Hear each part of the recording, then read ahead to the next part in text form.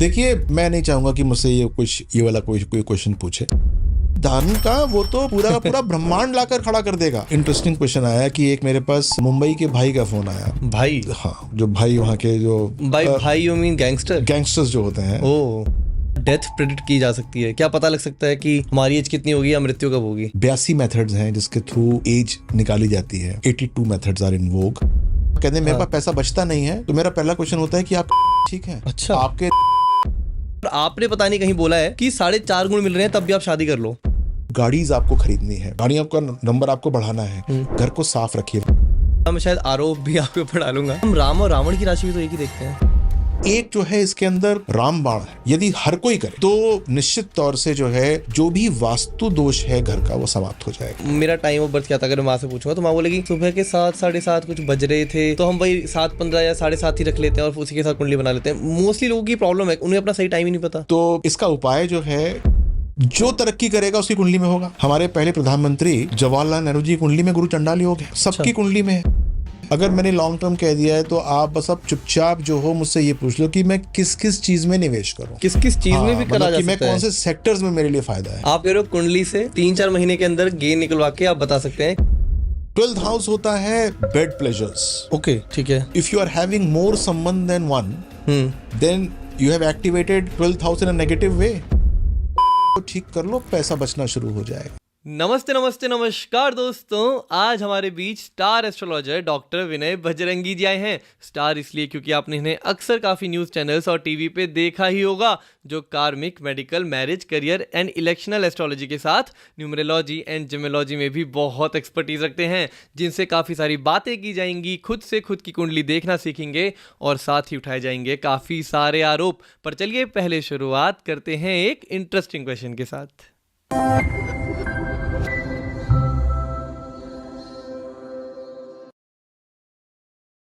हाय, नमस्ते नमस्ते नमस्कार सर। नमस्कार। कैसे हैं सर? मैं बहुत अच्छा हूँ। सर, जैसे मैंने इंट्रोडक्शन में बताया कि इतनी सारी स्टडीज़ पे आप होल्ड रखते हैं, है ना?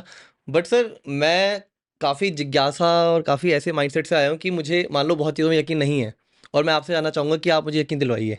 क्योंकि मैं एज़ अ जो मैं यहाँ बैठा हूँ एज़ अ पॉडकास्टर, मैं काफ़ी यूथ और काफ़ी मास ऑडियंस को रिप्रेजेंट कर रहा हूँ, जो बिलीव भी करती है बहुत हद तक, बट फिर भी कहीं न कहीं वहाँ पीछे हट जाती है कि यार, क्या सच में इतना होता होगा? क्या सही में फ़र्क पड़ता होगा? क्या हर चीज़ इम्पैक्ट करती होगी? देखिए, बिलीव करना ना करना एक तो एक बात की बात है, हाँ। लेकिन सबसे पहले तो मैं ये प्रे करता हूँ कि आपका एस्ट्रोलॉजी पे बिलीव हो ही ना। अच्छा। जी। वो ओके। इसलिए कि यदि आपका एस्ट्रोलॉजी पे बिलीव आना शुरू हो जाएगा, इसका मतलब आप परेशानी के अंदर आ गए हैं, जो कि आपसे रिजॉल्व नहीं हो रही है। ओके। जब आपके पास अपनी परेशानी का सॉल्यूशन नहीं है या आपके आसपास किसी के पास नहीं है, तभी आप जो है एस्ट्रोलॉजी पे जाते हो, और वहाँ से आपको एक कॉन्फिडेंस आता है कि किस प्रकार से चीज़ों को जो है मैनेज किया जा सकता है या नहीं आप कर पाएँगे या कब हो पाएगा। टाइमलाइन भी वहाँ से आपको पता चलती है। ठीक है। तो यदि आपका विश्वास नहीं है, तो इसका मतलब आप जो है बहुत अच्छा चल रहा है आपके जीवन में, कोई दिक्कत नहीं है आपके हाँ, जीवन में, हाँ। आप हमेशा खुश रहते हैं, जो आप चाहते हैं वो आपको प्राप्त हो जाता है। आपको विश्वास तब आएगा जब आपने कुछ अपने मंसूबे बनाए होंगे, कोई टारगेट सेट किए होंगे हुँ। और वो टारगेट अचीव नहीं हो रहे होंगे, या फिर उसके अंदर कोई बहुत ग्रेव या परेशानी आ जाएगी जिसको आप सॉल्व नहीं कर पा रहे होंगे, तब आपको विश्वास होना आरंभ हो जाएगा। देखो, यही रीज़न है कि मैं आपके साथ पॉडकास्ट करना चाहता था। ये रीज़न है। आपने जहाँ खुद बोला ना कि अच्छी बात है अगर तुम्हें एस्ट्रोलॉजी की ज़रूरत नहीं पड़ रही। मतलब जी, ये सर, मैंने बहुत एस्ट्रोलॉजी पॉडकास्ट किए हैं, बट यहाँ ना मुझे ये चीज़ नहीं मिलती थी। तो मैं तभी जी। आपसे अपॉइंटमेंट लेना चाह रहा था। चलिए, मेरा सौभाग्य है ये। पर सर, जैसा मैंने बोला, मैं शायद आरोप भी आपके ऊपर डालूँगा। जी, जी, अब बिल्कुल, देखिए, बिल्कुल। पहला, ऐसे आजकल मास ऑडियंस में ये भी बहुत चीज़ें चल रही हैं कि राशि सिमिलर होती है तो बहुत सी चीज़ सिमिलर हो जाती हैं। आप भी बताते हैं कि कुंभ राशि का ये उपाय है, इस राशि का धनु का ये है। अब सर, हम राम और रावण की राशि भी तो एक ही देखते हैं। मतलब जी, हमारे श्री जी, राम, हमारे कुलदेव, मतलब हम बहुत मानते हैं। जी। बट वहीं पे जो उनका विपरीत था, विपरीत बुद्धि विनाशाय, जो रावण था, उन दोनों की राशि भी एक थी, पर उन दोनों के कर्म, उन दोनों का एंड तो बहुत अलग था। देखिए, अगर राशि के हिसाब से काम हो रहा होता, तो सिर्फ़ आपको पता होगा कि 12 राशियाँ होती हैं। हुँ, यानी कि सिर्फ़ 12 तरह के लोग होते हैं पूरे के पूरे वर्ल्ड में। यानी कि सिर्फ़ हुँ, राशि के हिसाब से काम नहीं हो रहा। हुँ। आपका हॉरोस्कोप मैटर करता है। हॉरोस्कोप के अंदर राशि जो है 1/12 पार्ट है। एक तो राशि जो है 12 हो सकती हैं। अच्छा। उसके बाद 9 ग्रह होते हैं। 9 ग्रहों की प्लेसमेंट्स होती हैं हॉरोस्कोप के अंदर। वो जो है एक आदमी को दूसरे आदमी से बिल्कुल भिन्न कर देती है। अच्छा, ये बात तो हुई आपके हॉरोस्कोप की। जी। लेकिन उस हॉरोस्कोप के अंदर मान लीजिए सैटर्न की बात करते हैं, शनि की प्लेसमेंट कहाँ पर है? एक घर के अंदर आपका ये स्टूडियो है, आपका एक ड्राइंग रूम है, हुँ, आपका एक बेडरूम है, आपकी एनर्जी लेवल हर कमरे के अंदर अलग होता है। यानी राशि के अंदर भी हुँ, यदि आपकी जो लोकेशन है वो डिफरेंट है, तो आपका जो रिएक्शन होगा टू अ सिचुएशन वो डिफरेंट होगा। ओके। और वो होते हैं डिविजनल चार्ट्स। षोडश वर्ग का बड़ा महत्व है। यानी कि D1 के बाद, यानी कि जो लग्न चार्ट होता है, उसके बाद भी 15 और चार्ट्स होते हैं जिनको देखा जाता है। अच्छा। यानी आप बात सिर्फ राशि की कर रहे थे, हुँ, मैं तो यहाँ पर आपके बर्थ चार्ट पे आ गया और उसके बाद 15 चार्ट बनते हैं। वास्तु पे भी आ गए आप शायद।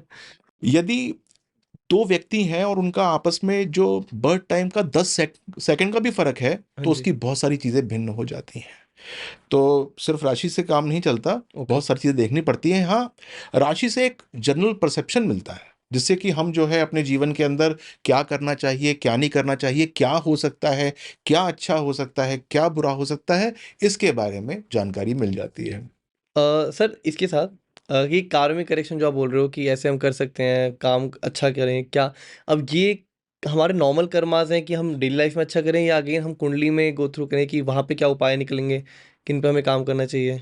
ये जो प्रश्न है, ये सबको बहुत ध्यान से सुनना चाहिए, ठीक है। इसका उत्तर सुनना चाहिए। वो इसलिए कि हम लोग जो है प्रपंच बहुत करते हैं कि हुँ, जाकर कोई भी अनाप-शनाप काम करेंगे और जाकर हनुमान जी के मंदिर में चले जाएँगे और कहेंगे कि हे भगवान, मेरे को संपन्नता देना, मेरे को ये जी। देना। हम कुछ भी नेगेटिव काम करेंगे और अपने इष्ट या परम इष्ट के मंदिर में जाकर जो है, हुँ, हम उनसे अपने किए हुए की माफ़ी नहीं माँगेंगे, बल्कि अपने उत्थान के लिए और चीज़ें माँगेंगे। करेक्ट। कर्मा करेक्शन जो है, वो बड़ा इम्पोर्टेंट है। वो इसलिए कि हॉरोस्कोप के अंदर 12 हाउसेस होते हैं। हर एक हाउस जो होता है, उसमें सिर्फ़ एक बात नहीं होती है, उसके हुँ, अंदर बहुत सारी बातें होती हैं। जैसे फॉर एग्ज़ाम्पल 4th हाउस की बात करता हूँ। ठीक है।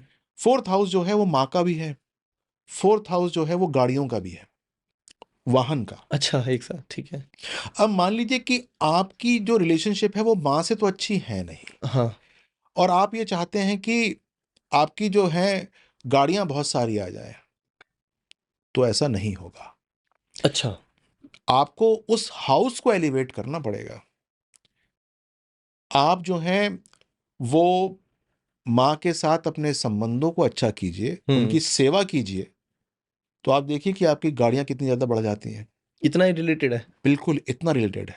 मान लीजिए कि द्वितीय भाव है, हाँ, द्वितीय भाव जो है आपकी वेल्थ का है, हिडन वेल्थ का। ठीक है, मान लीजिए द्वितीय भाव की बात करते हैं, आपकी हिडन वेल्थ का है वो, कि आप कितना पैसा दबा के रख सकते हैं अपने पास। ठीक है। लेकिन वो आपके मुँह की सेहत का भी है, आपके फेस की सेहत का भी है, आपके दाँतों की बात भी है। तो आप यदि किसी एस्ट्रोलॉजर के पास जाएँ और कह दें मेरे हाँ, पास पैसा बचता नहीं है, हाँ। तो मेरा पहला क्वेश्चन होता है कि आपके दाँत ठीक हैं? अच्छा। आपके दाँतों के अंदर कोई परेशानी तो नहीं है? हाँ, क्योंकि वो उसी घर की, उसी हाउस की बात हो रही है। यदि दाँत के अंदर कीड़ा लगा है, पायरिया हो रखा हुँ, है, दाँतों को ठीक कर लो, पैसा बचना शुरू हो जाएगा। ओह! तो सबसे कर्मा करेक्शन में यही होता है कि जो आदमी जिस काम के लिए आता है, कहता है मेरा यार व्यापार नहीं चल हुँ, रहा है, हुँ, हुँ। 6th हाउस नहीं चल रहा है इसका मतलब। तो आपके जो नीचे काम करते हैं, वो सर्वेंट्स का भी हाउस है। उनको आप कैसे देखते हैं? उनके साथ आपके रिलेशनशिप कैसे हैं? हुँ, वो आपको बाहर निकल के कितनी गाली देते हैं? वो ठीक करो ना, 6th हाउस बढ़िया हो जाएगा। अच्छा। करियर मेरा जो है वो 10th हाउस का है। मान लीजिए कि मेरा प्रोफ़ेशनल लाइफ़ ठीक नहीं चल रहा है। हाँ जी, हाँ जी। नौकरी से निकाल देता हूँ या निकल जाता हूँ, और मुझे लोग जैसे ही मैं जाता हूँ 10 दिन के बाद नौकरी से बाहर निकाल देते हैं। तो इसका मतलब क्या हुआ? वो एजुकेशन का भी भाव हो जाता है। अच्छा, आपकी पढ़ाई के अंदर कमी है, आपकी दक्षता में कमी है। आप उतने दक्ष नहीं हैं, you are not that competent. अच्छा। Increase your competence. तो ये सब इंटर रिलेटेड है।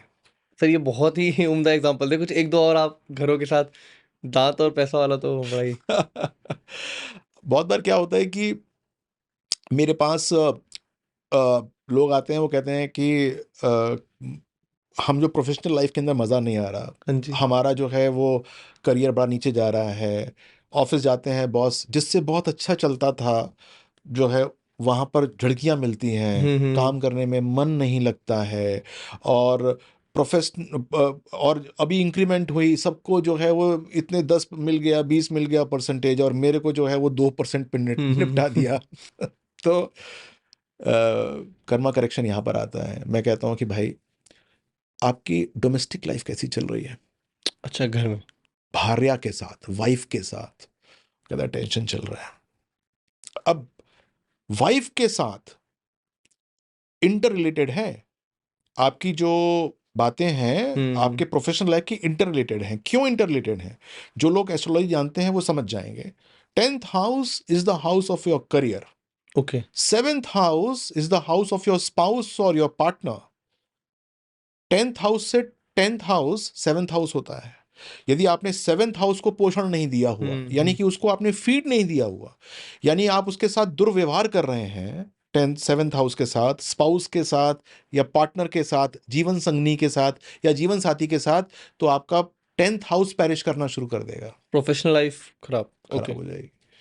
तो इसको ठीक करने का तरीका भी यही है कि भाई, मंदिर में जाकर पूजा पाठ कर लेना, लेकिन मंदिर में जाकर संकल्प क्या लोगे ये तो सोच लो। हम जाके सोचते हैं कि भगवान राम के पास जाएंगे, घंटी बजाएंगे, काम हो जाएगा। संकल्प क्या लेना है ये तो बता दो। क्या चीज़ पढ़नी है, किस चीज़ में दक्ष होना है, उनसे जाके कह दो कि भगवान, मेरी वाइफ से कम बन रही है आजकल, उसकी बातें मुझे खराब लगती हैं, मेरी बातें उसको खराब लगती हैं, उसको थोड़ा सा ठीक कर दो, हार्मोनाइज कर दो। तो वो जाकर संकल्प लेना बहुत ज़रूरी है। तो हम लोग एक बात समझते हैं कि चित्र देखते हैं और भगवान का चित्र देखते हैं और जी। सोचते हैं कि ये कुछ कर देंगे। उनका चरित्र देखो, चित्र में चरित्र देखो, और अपने आप को जो है अपने अंदर पोषण लेकर आओ, निश्चित तौर से आपको लाभ मिलना शुरू हो जाएगा, क्योंकि वो तो बैठे ही हैं आशीर्वाद देने के लिए। अपने आप को उनके चरित्र के अनुरूप तो बनाओ। उससे सीखो ना। हाँ, ये भी अलग सी चीज़ है सर। हम जाते हैं और बस मांगते हैं, ना हम थैंकफुल होते हैं, ना हम ये करते हैं कि हम आगे से ऐसा उनके कुछ बारे में भी करेंगे। नहीं पूछते कि आपका कैसा चल रहा है, ये भी पूछते हैं? अच्छा, कर सकते हैं भाव। तो क्यों नहीं पूछ कर सकते हैं? आप पूछ नहीं सकते, आप उनसे बात करिए जी, जी, कि जी। आपका कैसा चल रहा है इस समय। अब इस समय आपने, जैसे मान लीजिए कि अभी दशहरा आएगा, हाँ, हाँ, हाँ। और दशहरे के बाद आसपास आप भगवान के नाम करोगे, तो 3 दिन के बाद तो आप जा रहे हैं, इस समय आप वहाँ रावण होंगे। रावण को मार देंगे। हाँ। तो ऑल द बेस्ट। कोई कोई कमी नहीं होनी चाहिए आपको, हाँ, कोई हाँ, हाँ। दिक्कत नहीं होनी चाहिए। जिन जिन लोगों ने आपको उस समय परेशान किया था, उनको सद्बुद्धि मिलनी चाहिए। अरे, जब मैं आपकी केयर कर रहा हूं तो आप हाँ, तो मेरी ऑटोमेटिक केयर करेंगे। हाँ, तो ये सही है, मतलब म्यूचुअल है। म्यूचुअल है। अच्छा भाव बनाओ और ऐसे बात करो। बिल्कुल। ठीक है। और सर, ये रही हमारी मैरिज के बाद, जैसे आपने फिर आगे एक्सटेंड किया और घर के रिलेशंस बताए, तो मतलब काफ़ी रिलेशन है कि हम एक चीज़ को अगर बुरा करें तो दूसरे को इम्पैक्ट हो सकता है। बिल्कुल। एक हाउस, मैंने आपको पहले बताया, एक कुंडली के अंदर 12 ही घर होते हैं। जीवन में जो आप काम करते हैं, जितने आपके रिश्तेदार हैं, जो आपके शरीर में व्याधि हो सकती है, यानी कि बीमारी आ सकती है, कुछ भी आपके जीवन में होने वाला हो, ये सिर्फ 12 लोग, 12 भाव ही कंट्रोल करते हैं। ये क्रॉस लिंक्ड हो सकते हैं। सारे के सारे यही कंट्रोल करते हैं। यानी एक भाव के पास एक से ज्यादा जिम्मेदारी है, ठीक है। एक से ज्यादा जिम्मेदारी है। वो अगर, जैसे मैंने आपको बताया कि 5th हाउस है, मान लीजिए 5th हाउस आपकी एजुकेशन को देखेगा, आपकी लव लाइफ को, शादी से पहले की लव लाइफ को देखेगा, आपके बच्चों को देखेगा, अच्छा। इंस्टेंटेनियस गेन्स को देखेगा, जुए को देखेगा। कहीं पर आपने कहीं पर पैसा लगाया हो, शेयर मार्केट से आपको फायदा मिलने वाला हो, 5th हाउस देखेगा। अच्छा, ये भी आता है। हाँ, 5th हाउस ही देखेगा। ओके। अब जब इतनी सारी चीजें देख रहा है, तो ये सारी की सारी चीजें इंटर रिलेटेड है। तो हमको कोई चीज ठीक करनी है, तो दूसरे को थोड़ा सा हिलाएंगे जो हमारे कब्जे में है, ठीक हो जाएगा। और कब्जे में कौन होते हैं? ह्यूमंस। हम ये कहते हैं ना कि पिताजी की सेवा करो, माता की सेवा करो, नौकरों का ध्यान रखो, बॉस जो बोले वो काम कर लो। ये सारे के सारे अपने भावों को ठीक कर रहे हैं हम, क्योंकि वो ठीक हो जाएंगे तो उससे वो जैसे माँ चौथे भाव को रिलेट करती है, जी। पिता 10वें भाव को रिलेट करता है। पिता के साथ अच्छे संबंध होंगे तो प्रोफेशनल लाइफ अच्छी होनी शुरू हो जाएगी। वो रोज ज्ञान देगा आपको हाँ, हाँ, कि हाँ। बेटा यार ऐसे करना चाहिए, ये कर लो। वैसे करना चाहिए। जी। आप कहोगे बेटा आप तो पुराने ज़माने को छोड़ो, तो हाँ। वो आपको ज्ञान देना बंद कर देगा। मतलब ये एक इंटर रिलेशनशिप है 10th हाउस की, 4th हाउस की, जिसके साथ जौन-सा भाव पीड़ित है, उस रिश्तेदार को मनाना शुरू कर दो। हाँ। 3rd हाउस करेज का है, 3rd हाउस अच्छा। न्यू ओपनिंग्स का है। भाई के साथ संबंध आपके अच्छे नहीं हैं हुँ। और आप सोच रहे हो कि मेरे को नई नौकरी मिल जाए, आप सोच रहे हो कि मेरे को नई ओपनिंग मिल जाए, अच्छा। या फिर मैं यहाँ अप्लाई कर रहा हूँ, यहाँ मिल जाए। अरे पहले भाई के साथ रिलेशनशिप ठीक करो ना।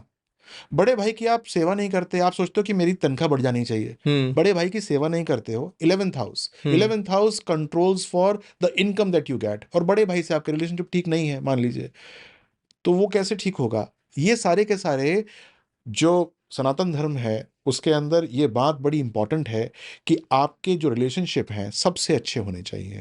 अच्छा। चरित्र सबके साथ बहुत अच्छा होना चाहिए। एक बार इनसे सबसे अच्छा हो जाएगा, तो जो मेटेरियलिस्टिक चीज़ें हैं, हाँ। जो कि निर्जीव चीज़ें हैं, वो अपने आप ही आपके पास आ जाएँगी। मैं जो अभी रीड कर पा रहा हूँ, जैसे आपने 2 चीज़ें वेल्थ से रिलेट करी, एक तो भाई के साथ रिलेशन और दूसरा दाँत की कैसी हेल्थ है। मतलब शायद अगर आप दाँतों का ध्यान भी खुद रखने लग जाएँगे तो शायद वेल्थ अगेन अच्छी हो जाएगी। ऐसी सर और क्या चीज़ हो सकती है जिससे वेल्थ अच्छी हो? क्योंकि पैसों वाला ठीक है, तो वाइफ़ के साथ रिलेशनशिप जो होते हैं, अगेन वेल्थ में हेल्प करेगा। हेल्थ में नहीं, वाइफ़ के साथ। अच्छा, सिर्फ़ वेल्थ की बात बताऊँ या हाँ, फिर वेल्थ की पैसों की बात हो जाए। देखिए, पैसे जो होते हैं वो 12th हाउस से रिलेटिव होते हैं। ओके। देखो, लॉस वहाँ से होता है 12th हाउस से। तो 12th हाउस होता है बेड प्लेजर्स। ओके, ठीक है। तो if you are having more someone then one, हुँ। Then you have activated 12th house in a negative way. अच्छा। पैसा ज़्यादा खर्च होगा, ये तो हाँ, वैसे ही बात है। या तो आपके पास एक्सपेंस कम कर लो, लॉस कम कर लो या कमा ज़्यादा लो। हाँ, नहीं, नहीं, वो कमा जितना मर्ज़ी लो। अच्छा तो अगर आपने रिलेशनशिप 4-5 लड़कियों से रख ली है, हाँ, हाँ, हाँ। गर्लफ्रेंड्स बना ली, तो जी, जी, ज़्यादा जी। खर्चा होगा, कहीं पर स्कैंडल हो जाएगा। जितना कमाया होगा सारा वहाँ निकल जाएगा। हाँ, तो 12th हाउस को नेगेटिव रूप से एक्टिवेट करके रखना नहीं चाहिए, ठीक है। Right? For example you have married, तो stick to one. Okay. Ramcharit अपनाइए, तो आपका जो है वेल्थ अपने आप ही मतलब ऐसे मल्टीप्लाई करेगा जैसे पता नहीं क्या-क्या होगा। आप को जीवन में इतना मज़ा आएगा कि आप जो है वो उसको सँभाले नहीं सँभलेगा आपसे। तो अच्छा। ये 12th हाउस है, 12th हाउस की बहुत नेगेटिव पिक्चर है, क्योंकि बहुत जल्दी एक्टिवेट होता है। हम लोग अट्रैक्ट हो जाते हैं बहुत जल्दी हुँ, किसी से भी, हुँ।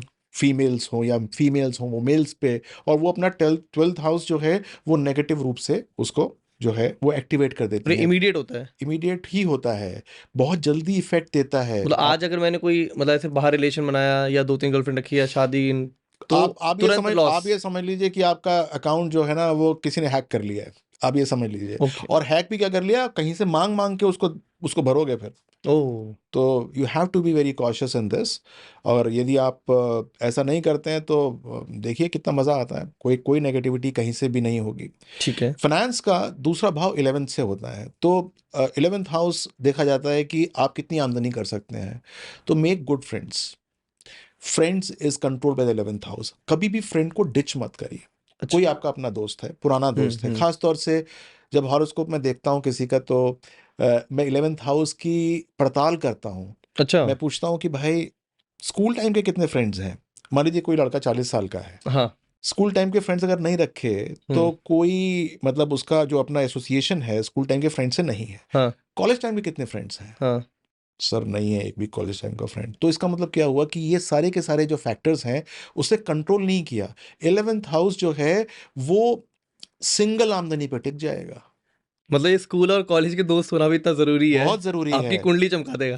कुंडली चमका देगा। उनके साथ रिलेशनशिप बहुत अच्छे होने हाँ। चाहिए। बैक स्टैबिंग नहीं होनी चाहिए। वो आपको बैक स्टैब कर दें वो अलग बात है, लेकिन आपको उनको बैक स्टैब नहीं करना है। ये भी समझ ये लीजिए। वेल्थ में भी बहुत अच्छा है, वेल्थ अमीर में बना सकता है। अमीर बनाता है, हमेशा अमीर बनाता है। तो अपने दोस्तों को बिल्कुल, साथ बिल्कुल। रखिए। मम्मी आपकी जो है हाँ, जिस दोस्त से दूरी बनाए रखने की बात करती होंगी आज से 5 साल पहले, हाँ, यदि वो कहीं पहुँच गया होगा तो उससे कहेंगे कि यार तेरा वो दोस्त अभी है कि नहीं है? हाँ। उससे कभी-कभार चाय-चूय तो पिलाया कर जाकर एक आध बार। तो हाँ। दैट वेज़ वो एक इफ़ेक्ट करता है, फैक्टर इफ़ेक्ट करता है। नंबर ऑफ गाड़ीज़ आपको खरीदनी है। हुँ। गाड़ियों का नंबर आपको बढ़ाना है, घर को साफ रखिए। वास्तु के क्वेश्चंस आप मुझसे पूछ रहे थे, जी जी जी। घर को साफ रखिए। ड्राइंग रूम बहुत अच्छा होना चाहिए, गाड़ियां बढ़नी शुरू हो जाएंगी आपके पास। Drawing room should be very very nice, right? तो आपकी गाड़ियां जो हैं वो बहुत अच्छी, बहुत इंटर रिलेटेड बात है ये। जी। और उसके लिए ज़्यादा एफर्ट्स भी नहीं करने पड़ेंगे कि पैसे यहाँ से ला रहे हैं वहाँ से ला रहे हैं, ज़्यादा इफेक्ट नहीं करने पड़ेंगे, वो अपने आप जो है अपॉर्चुनिटीज वो आएंगी। अपॉर्चुनिटी आनी शुरू हो ठीक जाएंगी। है। तो this is how astrology works. Okay. This was for wealth, like आपको अच्छा पैसा जाएगा, लॉस यहाँ रिड्यूस होगा, ड्राइंग रूम अच्छा करेंगे, रिलेशन अच्छे करेंगे, दोस्तों को अच्छा रखेंगे, दांत अच्छे रखेंगे, तो बहुत पैसा आ जाएगा। बहुत पैसा आ जाएगा। हेल्थ के लिए सर कुछ गाइडेंस, क्योंकि अगेन बहुत चैलेंजिंग हो गया अब तो। देखिए, हेल्थ के अंदर आपको नमन करना चाहिए राहु केतु जी का। राहु केतु जी सबसे ज़्यादा हेल्थ को नेगेटिव करते हैं, इनसे क्योंकि लोग डरते बहुत हैं। हाँ, डरना भी चाहिए। अच्छा। हाँ, डरना भी डरना चाहिए, चाहिए। डरना चाहिए, क्योंकि हम लोग ना सोचते हैं कि उनकी पूजा पाठ करने से वो जो है वो आपको आशीष दे देंगे। नहीं, डरना क्यों चाहिए? क्योंकि हम उनके लिए कुछ कर ही नहीं रहे। राहु केतु के लिए। राहु केतु के लिए हमको वास्तव में उसके उपाय उपाय करने चाहिए। हमको वास्तव में राहु केतु के उपाय करने चाहिए। ठीक है। और कैसे? क्या उपाय होते हैं? हाँ जी। आपने अगर छोटी मोटी आप एस्ट्रोलॉजी जानते हो तो 7 ग्रह होते हैं और 2 छाया ग्रह होते हैं। जी। राहु केतु छाया ग्रह है। छाया ग्रह का मतलब ये हुआ कि वो तो शैडो है, उनका वेट ही नहीं है, हवा है, वो हवा माने जाते हैं वो।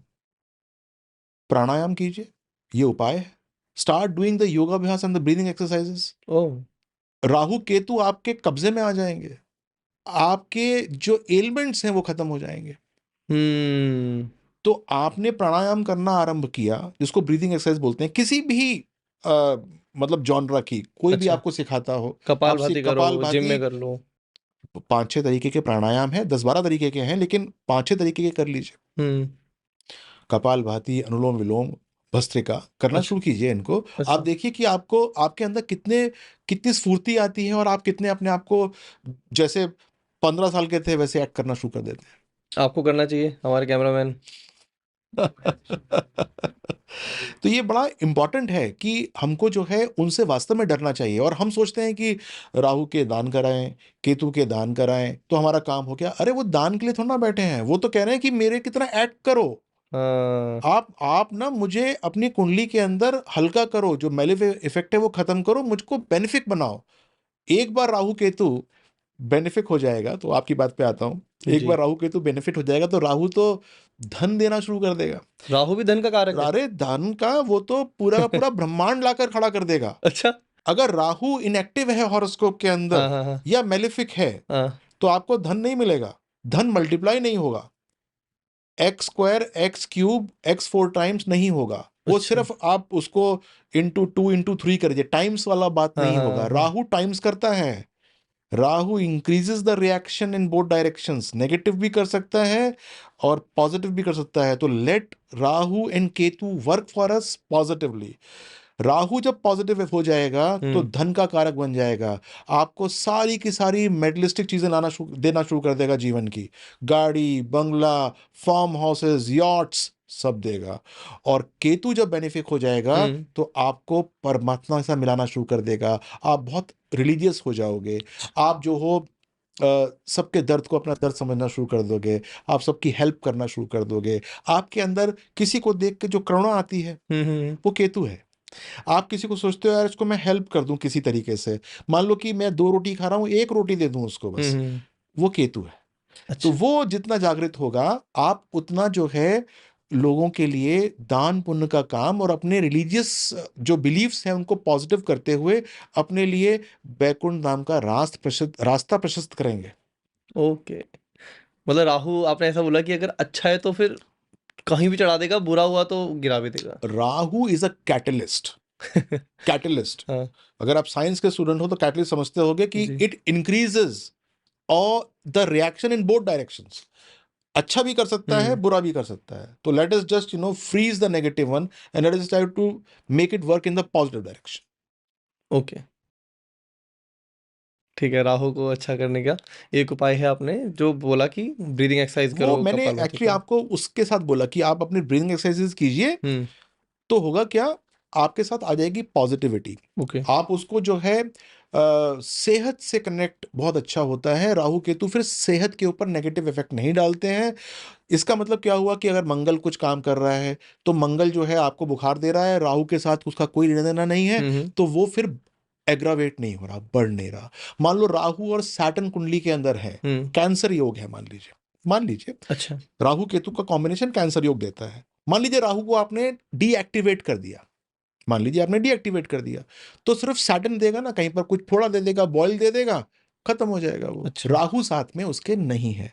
यानी कि Rahu is really, if it is in a negative state, it is a bad company for any planet. If it is malefic, it is a bad company for any planet.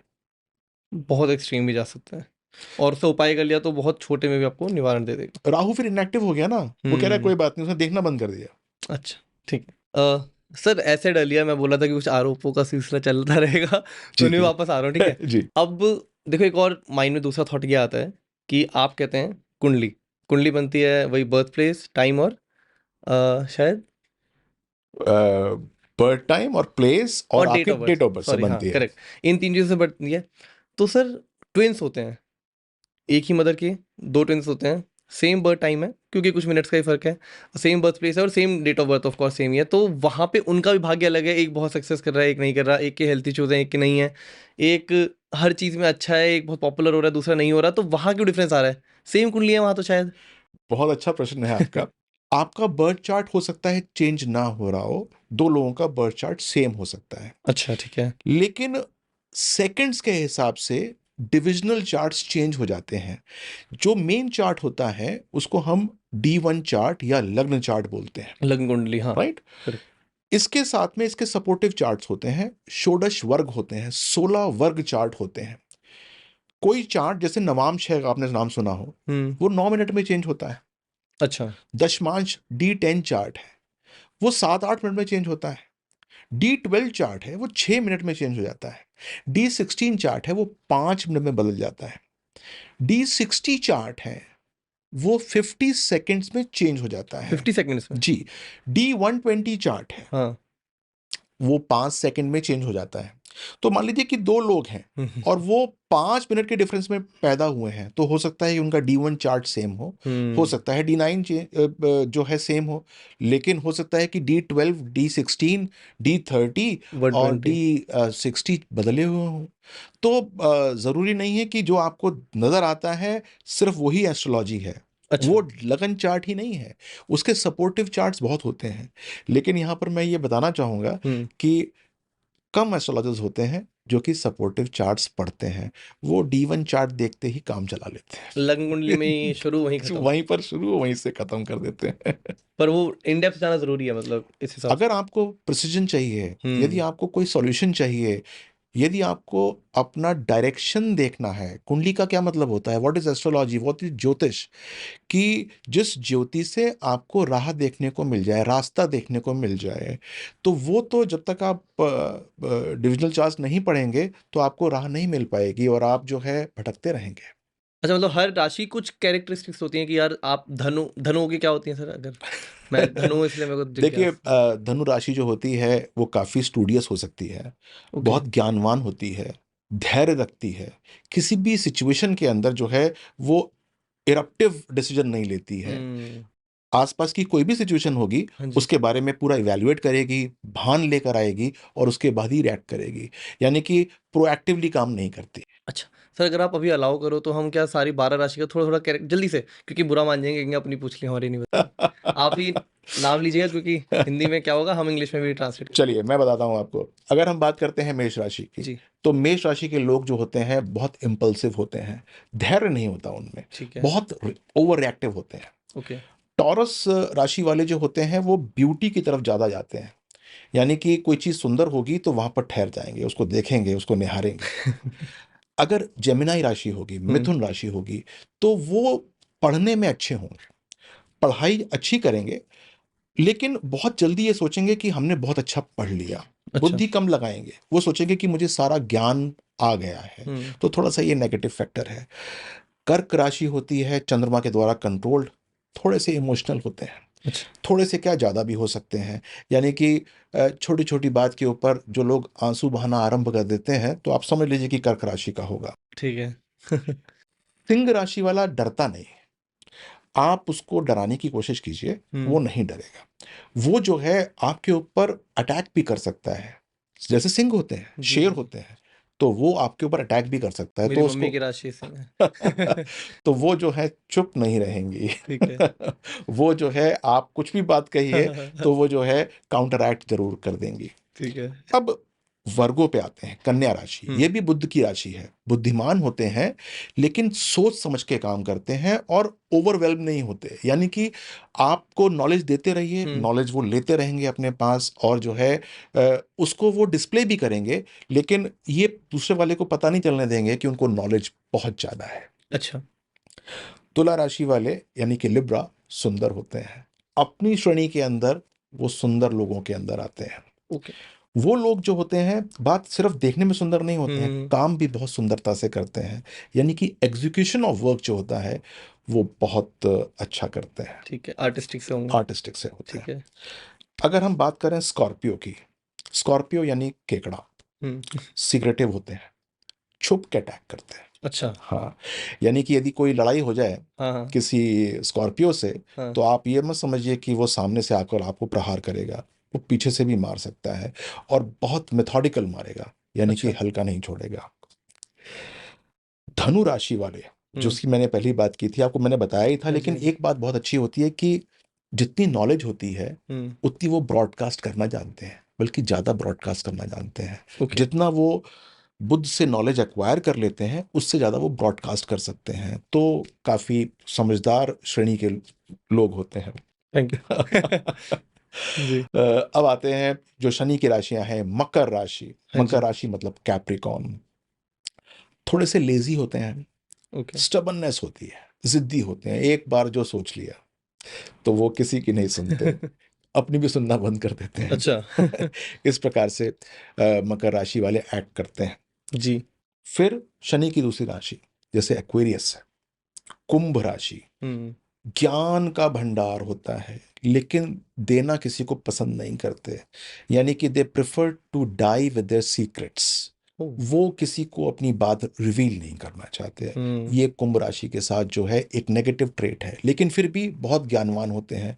अगर आप उनके चरणों पे बैठ जाएंगे, जैसे आपने रावण जी की बात करी थी, हुँ, तो हुँ। उनके चरणों पे बैठ जाएंगे, तो फिर वो आपको जो है वो बताना भी शुरू कर देंगे कि ऐसे होता है, अच्छा, वैसे होता है।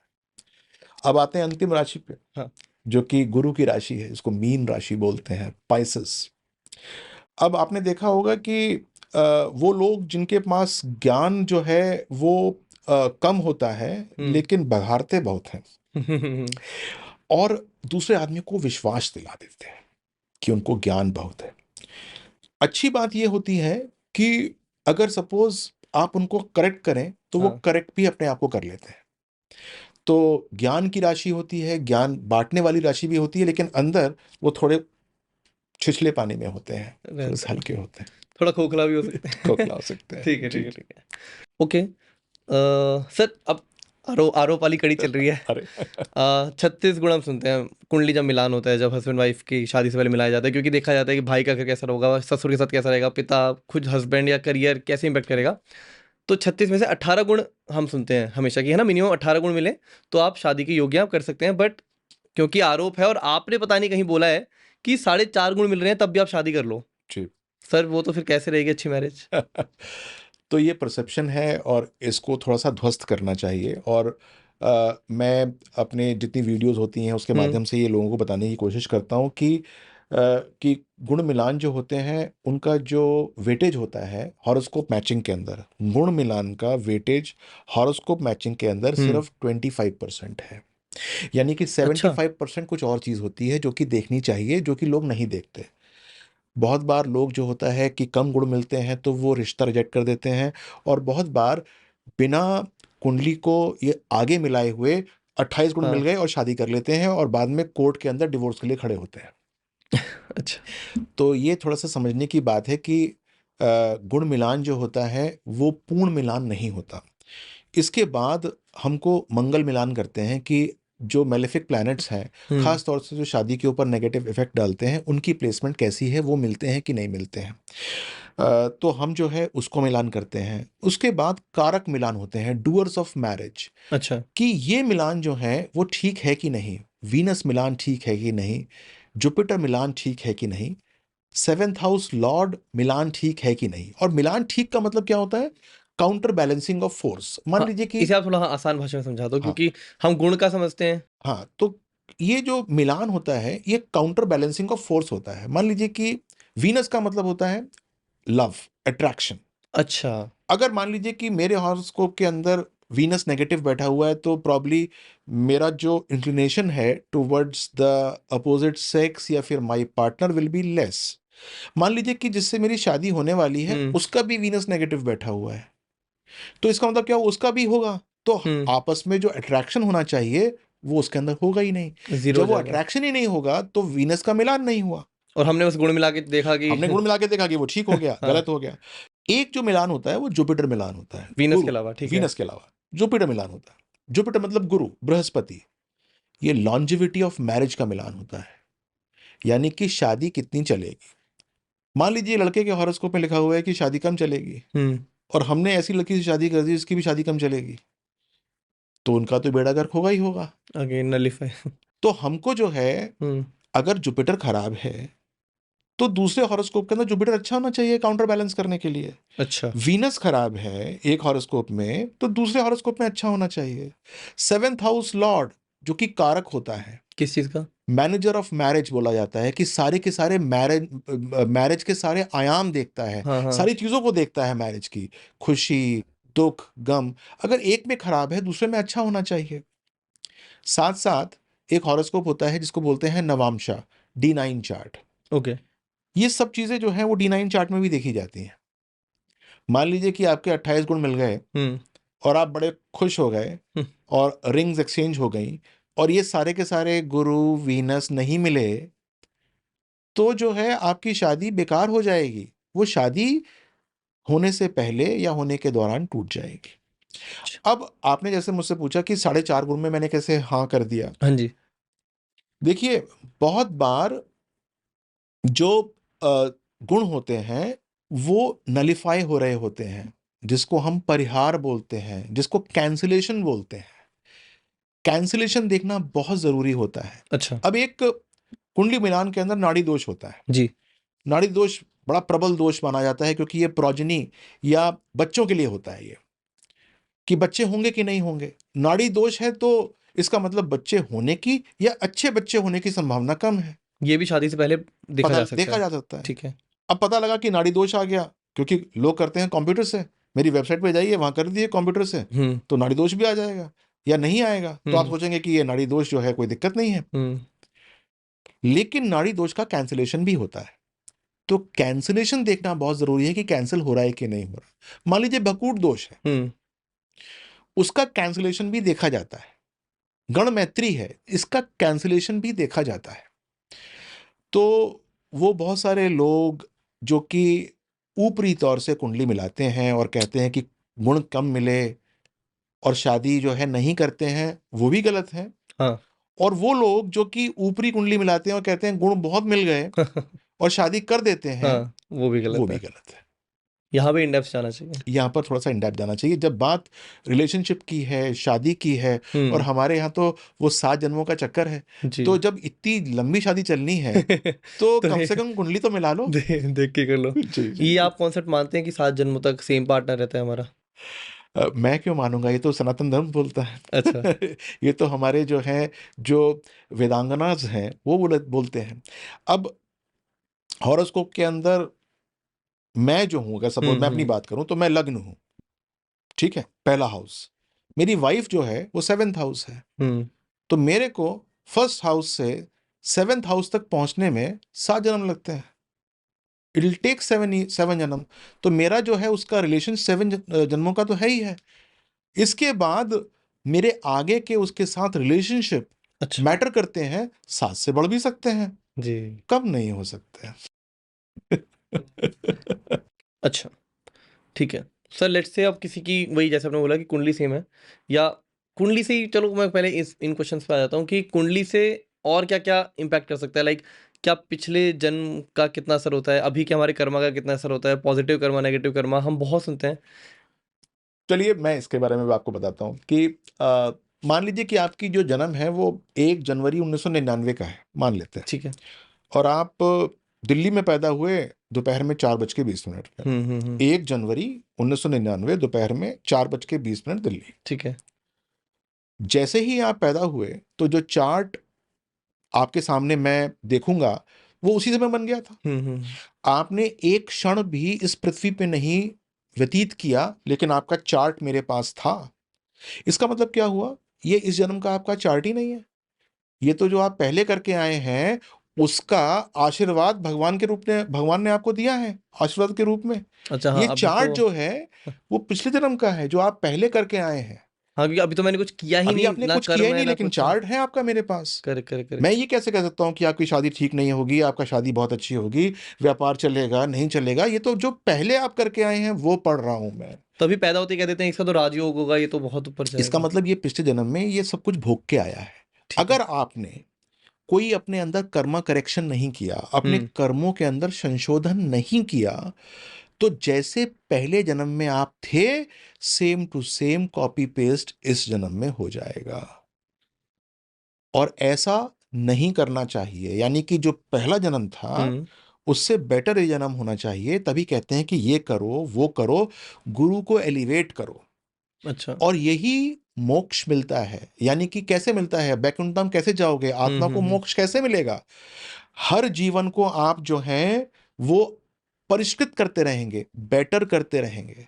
ओके। तब जाकर जो है एक ऐसा समय आएगा जब लॉर्ड विष्णु कहेंगे आपसे स्वयं कि भाई अब आपकी आत्मा का पूरा काम हुआ, अब आप जो है मेरे धाम आ जाइए, बैकुंठ धाम आ जाइए। वही जो है तरीका होता है। तो जब आपकी कुंडली है वो पिछले जन्म की है सबसे हम्म। पहले। हम्म। नंबर 2, आपने जो पिछले जन्म में किया वो बताया जा रहा है आपको। अब आपके अंदर ये संकल्प होना चाहिए कि मैं इसको कैसे परिवर्तित करूंगा। और जैसे मैं बेहतर। कहूं हम्म। कि यार भानु आपका ना व्यापार ठीक नहीं चलेगा, तो आपका यही प्रश्न होगा, कुंडली यही बताएगी पिटफॉल्स व्यापार में है, तो हम्म। कैसे मैं इसको ठीक करूं? How can I do it? And correct. Then I have to look into the divisional charts कि आप ऐसे ऐसे करिए, यहाँ यहाँ पिटफॉल्स हैं, यहाँ यहाँ परेशानी आएंगी, यहाँ यहाँ दिक्कत आएंगी, आपको ये निकलना होगा, यहाँ पर ये परेशानी है। यार ये काम आपको करना ही नहीं चाहिए, इसका योग कुंडली के अंदर बन ही नहीं रहा। अच्छा, कई बार थोड़ी प्रॉब्लम होती है जो सॉल्यूशन हो सकता है, कई बार इतनी होती है कि आप करो सॉल्यूशन ना। नहीं होता, लेकिन आपका पार्ट डिफरेंट होता है। फॉर एग्जाम्पल, आप अपने स्टूडियो से आपको किसी और जगह जाना है मार्केट में, जी। और आपको ये पता है कि यार गूगल मैप दिखा रहा है कि 4-5 जगह लाल लाल है। हाँ। तो आप देखोगे यार ऑल्टरनेटिव रूट क्या है। हम्म। कुंडली ऑल्टरनेटिव रूट तो बताती है कि ये मत करो यार, ऐसे कर लो, वहां तक अच्छा पहुंच अच्छा, जाओगे। समझ गया। अच्छा, आपको दूसरी राह दिखा देगी या सॉल्यूशन के बिल्कुल साथ बिना यही टोल के दिखा देगी। बिल्कुल यही कुंडली का जो है वो तरीका होता है कि कैसे आपको ऑल्टरनेटिव रूट लेना है और कैसे आप अपने गंतव्य तक पहुंचेंगे। हम्म। सर, जब एस्ट्रोलॉजी और ऐसी बातें होती है ना, तो एक क्वेश्चन भी मेजरली लोगों के पास आ जाता है जो बिलीव करते हैं नहीं करते, बट तब भी जानने को जिज्ञासु होते हैं कि क्या डेथ प्रिडिक्ट की जा सकती है, क्या पता लग सकता है कि हमारी एज कितनी होगी या मृत्यु कब होगी। मेरे ख्याल से जब कोई स्टार्ट करता है पढ़ना एस्ट्रोलॉजी जी। तो सबसे पहला चैप्टर यही आता है। पहला चैप्टर, ओके। हाँ, कि जब प्रेडिक्शन के अंदर आता है तो what will be the age of this person, hmm. तो सबसे पहले यही पढ़ाया जाता है। हम्म। जिसके अंदर बहुत सारे मेथड्स होते हैं, 82 मेथड्स हैं जिसके थ्रू एज निकाली जाती है। 82 मेथड्स आर इन वोग। हम्म। और उसमें जो है आपको ये देखना होता है कि चार्ट क्या बोल रहा है और किस तरीके से उसकी एज निकालनी है। लेकिन हम लोगों को एज प्रिडिक्ट करने का जो है वो हम बैंड है, क्योंकि वो ब्रह्मा जी का डोमेन है। मतलब आप लोगों को पता होगा बट आप बताएंगे नहीं क्लाइंट को। हाँ नहीं, हम बताएंगे भी, लेकिन बताएंगे गुपचुप तरीके से। कैसे? अच्छा। कि हमारे को ये पता लगता है कि मान लीजिए कि ये किस एज ब्रैकेट का है, आपको ब्रैकेट बता देंगे कि अच्छा। आप अल्पायु के ब्रैकेट के हो, कि आप मध्यम आयु के ब्रैकेट के हो, कि दीर्घायु के ब्रैकेट के हो। दीर्घायु is 70 years and beyond. Okay. मध्यम आयु इज फ्रॉम 828 to 69 एंड उससे पहले अल्पायु होती है, उसके अंदर भी ब्रैकेट्स होते हैं। दीर्घायु के भी 3 ब्रैकेट्स होते हैं कि दीर्घायु अल्प, दीर्घायु मध्यम और दीर्घायु दीर्घ। दीर्घायु अच्छा। दीर्घ होगा वो 85 बियॉन्ड हो जाएगा, अरे वाह! राइट? तो ठीक है। किसी से कहा कि आप दीर्घायु के बैंड में आते हो, तो दैट मीन्स उसकी लाइफ जो है that will be 85 and beyond. तो हम इस प्रकार से एक इंडिकेशन देते हैं, वो 10 साल का एक बैंड दे देते हैं कि ये 10 साल का बैंड है। मतलब 10 साल का बैंड पता किया जा सकता है कि आपकी डेथ इन 10 ईयरों में हो सकती है। हाँ, और उसको फिर अच्छा किया जाता है कि आप अपने आप को और इम्प्रोवाइज़ कीजिए ताकि 120 वर्ष तक पहुँचिए। अच्छा। मतलब आपका कम्युनिकेशन कैसे होता है? लाइक आप मान लो कोई मेरे जैसा कोई बंदा आता है, वो क्वेश्चन ही ये पुट अप करता है कि मेरी डेथ कब होगी, आप बता देंगे मुझे? तो वो जब आता है और मुझसे ऐसा क्वेश्चन करता हाँ। है, तो मैं पूरा का पूरा कैलकुलेशन करता हूँ उसकी हुँ। और बताता हूँ कि इतना ये ब्रैकेट होगा और इस ब्रैकेट में है। बाकी मैंने अपनी वेबसाइट पे लिखा हुआ है कि दिस इज़ अ थिंग, क्योंकि इसमें कर्स आता है, श्राप आता है। अगर सपोज़ जैसे कहते हैं कि हम किसी को उसकी उम्र बताते हैं, हुँ, तो और वो सच हो जाती है, हुँ। तो उसका श्राप उस व्यक्ति को मिलता है। तो इसीलिए जो बताता है। जो बताता है ओह! कि उसको फिर उसका कर्स आता है कि you are the one who is responsible for his death.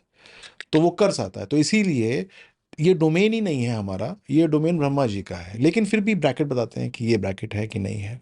हाँ, बहुत बार क्या होता है कि कोई बहुत ग्रेव सिचुएशन में होता है। जी। जैसे किसी के पेरेंट्स जो हैं वो हॉस्पिटल में हैं या रिश्तेदार कोई हॉस्पिटल में हैं, वो जानना चाहता है कि what is going to transpire in the next say 30 days या हुँ, हुँ, 40 हुँ। 40 50 डेज। वो फिर बताया जाता है कि इनकी सिचुएशन सुधर जाएगी या फिर ये तब आप नहीं। क्लियरली बताते हैं। तब हम रियल ये बताते हैं। मैंने भी सुना है, हमारे रिलेटिव में शायद ऐसा था कि ऐसे किसी ने पूछा था, तो उन्होंने ये कंसल्ट किया था कि ऐसा करो, ये जाप शुरू करवा दो। मतलब शायद उन्हें आइडिया था कि शायद नहीं रहेंगे। तो वो उस समय जो है बताया जा सकता है, लेकिन एक हेल एंड हार्टी आदमी का जो है वो नहीं जी। बताया जाता। ओके। तो ये कुछ इस तरह से जी। थोड़ा उलझा हुआ मामला है। हाँ, आप नहीं ही तो फिर बेहतर भी जानते 10 हैं। ईयर्स का ब्रैकेट बहुत अच्छा ब्रैकेट होता है। हाँ, उतना भी जानना था मैं। वैसे आप भी चाहोगे कि सब ये क्वेश्चन लेके आएँ आपके पास, या अपनी डेस्टिनी पे छोड़ें? और क्योंकि मान लो अगर मुझे पता लग जाता है कि मेरी डेथ उस टाइम पे होगी या उस ब्रैकेट में होगी, वो भी तो एक तरह से मतलब अच्छा है, नहीं है शायद। एक एक वे में अच्छा भी है कि मैं उससे पहले सब चीज़ें या ख्वाहिशें पूरी करने की कोशिश करूँगा, बट देखिए मैं नहीं चाहूंगा कि मुझसे ये वाला कोई क्वेश्चन पूछे। हुँ, लेकिन जब कोई आदमी मुझसे कोई भी क्वेश्चन पूछता है, तो मैं सरसरी तौर से ये देख लेता हूँ कि ये वहां तक पहुंचेगा कि नहीं पहुंचेगा। तो वो ऑटोमेटिकली एड्रेस हो जाता है ऑन द हिंट साइड, वो एड्रेस हो करेक्ट। जाता है। फॉर एग्जाम्पल, एक कपल मेरे पास आया शादी करने के लिए, जी। और वो कहता है सब शादी करनी चाहिए नहीं करनी चाहिए। तो मैंने देखा कि यार ये तो लड़की रहेगी नहीं, मान लो 5 साल के बाद, मान ओह! लीजिए। ओके। तो I would not recommend the marriage. मैं कहूँगा नहीं, शादी नहीं करनी चाहिए, हुँ, इनडायरेक्टली। मना हो जाएगा। अल से तो ये किसी भी चीज़ के लिए है। एक आदमी आया कि मुझे बिजनेस एक्सपेंड करना है बहुत ज़्यादा, ये करना है, लोन लेना है, वो लेना है, I see that that is not going to happen because his life is not that long. तो मैं हुँ, मना कर दूंगा कि नहीं करो। मैं उसको ये नहीं बताऊंगा कि ये होने वाला है, मैं तो ये बताऊंगा कि मत करो यार तब इसको। आप ये छुपाना बेहतर समझेंगे कि मैं हाँ, इसकी। छुपाया ही जाता है, बताया नहीं जाता ये बात। अच्छा। क्योंकि ये चीज़ बताना जो है वो सर्वथा गलत है। हुँ। सर, हम रावण की बात कर रहे थे, अगर जाते-जाते आप कुछ ऐसे आइडिया दे दो, जैसे उसकी तो सोने की लंका थी, मतलब सोना इतना प्योर धातु है, ये है, और पूरा उसका मतलब इतने बड़े कलाकृत बंदों ने बनाई है लंका, तो वहाँ पे भी वास्तु दोष रहा होगा कुछ, या? देखिए, मैं आपको ये बताना चाहता हूँ कि वास्तु दोष एक्ट करता है, लेकिन 10% से ऊपर एक्ट नहीं करता। अच्छा। 90% जो है वो आपका हॉरोस्कोप एक्ट करता है, अच्छा। कुंडली एक्ट करता है। Okay, okay. जब आपके ऊपर एज अ प्रधान, जैसे रावण जी थे, उनका वो लंका के प्रधान थे। हाँ जी। जब उनकी कुंडली के ऊपर नेगेटिविटी आएगी तो वो उसको संभाल नहीं सकते, वो उनको जो है परेशानी भुगतनी ही पड़ेगी। ओके। यानी ग्रहों को संभालना बड़ा मुश्किल काम है। हम अनुनय विनय कर सकते हैं, हम अनुरोध कर सकते हैं कि हमको कष्ट मत देना। लेकिन यदि उन्होंने ठान ली है, एक बार शनि ने ठान ली, एक बार राहु ने ठान ली, एक बार केतु ने ठान ली कि सर्वनाश करना है, तो उसके उपाय जो हैं बहुत मुश्किल से मिलते हैं। अच्छा। तो ठीक है, ऐसी कुछ हो नहीं रही होगी। जी। इसमें सर टिप्स एंड ट्रिक्स या जो आप जैसे देखते हैं उन पे ज़रूर आएंगे, बट उससे पहले ना मेरा खुद का एक क्यूरियस सा वो रहता है क्वेश्चन कि आपने as a vastu expert Indian households में वो क्या गलतियां देखी हैं कि यार ये प्लीज मत करो, मतलब ये वर्स्ट है जो तुम कर सकते हो अपने घर में, क्या क्या हो सकती हैं वो कुछ चीज़ें? तो इसमें एक तो बेडरूम की जो पोजीशन होती है, जिसका नाम सोने का स्थान होता है, हम्म। तो नॉर्मली हम जो है सो रहे होते हैं, हमारा सर ईस्ट की तरफ होता है या वेस्ट की तरफ होता है। साउथ फेसिंग आपका सर होना चाहिए सोते समय, तब आपकी एनर्जी अलाइन होती है। मैंने देखा कि मोस्टली या 90% जगह पर ये परेशानी मैं देखता हूँ कि अच्छा। होती है। फिर पाचन, यानी कि आपका अगर सपोज डाइजेस्टिव सिस्टम खराब है, हाँ जी। तो इसका मतलब आप अपने घर में सही जगह बैठ के नहीं खा रहे। मैंने देखा कि लोग जो है बेडरूम में खाते हैं, लोग जो है ड्राइंग रूम में खाते हैं। खाइए, कोई दिक्कत नहीं है, लेकिन ध्यान दीजिए कि पश्चिम का विशेष तौर से आपको ध्यान रखना चाहिए। मतलब फेस आपका पश्चिम की तरफ होना चाहिए, यानी कि आप ड्राइंग रूम के अंदर भी बैठे हैं तो आपका जो डाइनिंग टेबल है उसकी जो प्लेसमेंट है वो पश्चिम दिशा की तरफ होनी मतलब मेरा चाहिए। फेस पश्चिम की तरफ फेस। फेस नहीं, फेस तो फिर आप ऐसे करेंगे तो फिर ड्राइंग रूम, वो डाइनिंग टेबल खराब हो जाएगी, अच्छा क्योंकि हाँ। उसमें कुछ लोग तो वो पश्चिम दिशा की तरफ होनी अच्छा, चाहिए। डाइनिंग टेबल रखा पश्चिम की तरफ पश्चिम हो। की तरफ हो। ओके। और दूसरी बात यह है कि यदि आप टीवी देखते खा रहे हैं, मान लीजिए, वैसे तो ये सर्वथा गलत है क्योंकि आप राहु के साथ खा रहे हैं। राहु तो आपका सारा का सारा भोजन नेगेटिव कर देगा, टीवी का मतलब राहु। अच्छा। तो आपको वैसे करना नहीं चाहिए, लेकिन फिर भी खा रहे हैं तब पश्चिम का आपको बहुत ध्यान रखना चाहिए। आपकी फेस पश्चिम की तरफ होनी चाहिए, तब जाकर आप जो है एक पॉजिटिव इन्वायरमेंट क्रिएट करते हैं। तो ये दो चार चीज़ें हैं जिसको हम फॉलो करें तो हम अधिकांश तौर से जो है वो अपने वास्तु दोष को ख़त्म कर सकते हैं। लेकिन एक जो है इसके अंदर रामबाण है। जी। यदि हर कोई करे हाँ जी, हाँ जी। तो निश्चित तौर से जो है जो भी वास्तु दोष है घर का वो समाप्त हो जाएगा। हाँ जी। घर के मुख्य द्वार पर चाहे कोई भी एंट्रेंस हो, पंचमुखी हनुमान जी लगाने चाहिए चौखट के ऊपर, बाहर फेसिंग। बाहर की तरफ ओके। पंचमुखी हनुमान जी हो। तो ये बात है। और ऊपर से अगर ये पॉसिबल नहीं है हम्म। तो महीने में किसी एक शनिवार को शाम के समय हम्म। जब दो बेलाएं मिलती हैं, यानी कि सूर्यास्त से आधे घंटे पहले सुंदरकांड का पाठ होना चाहिए। अच्छा।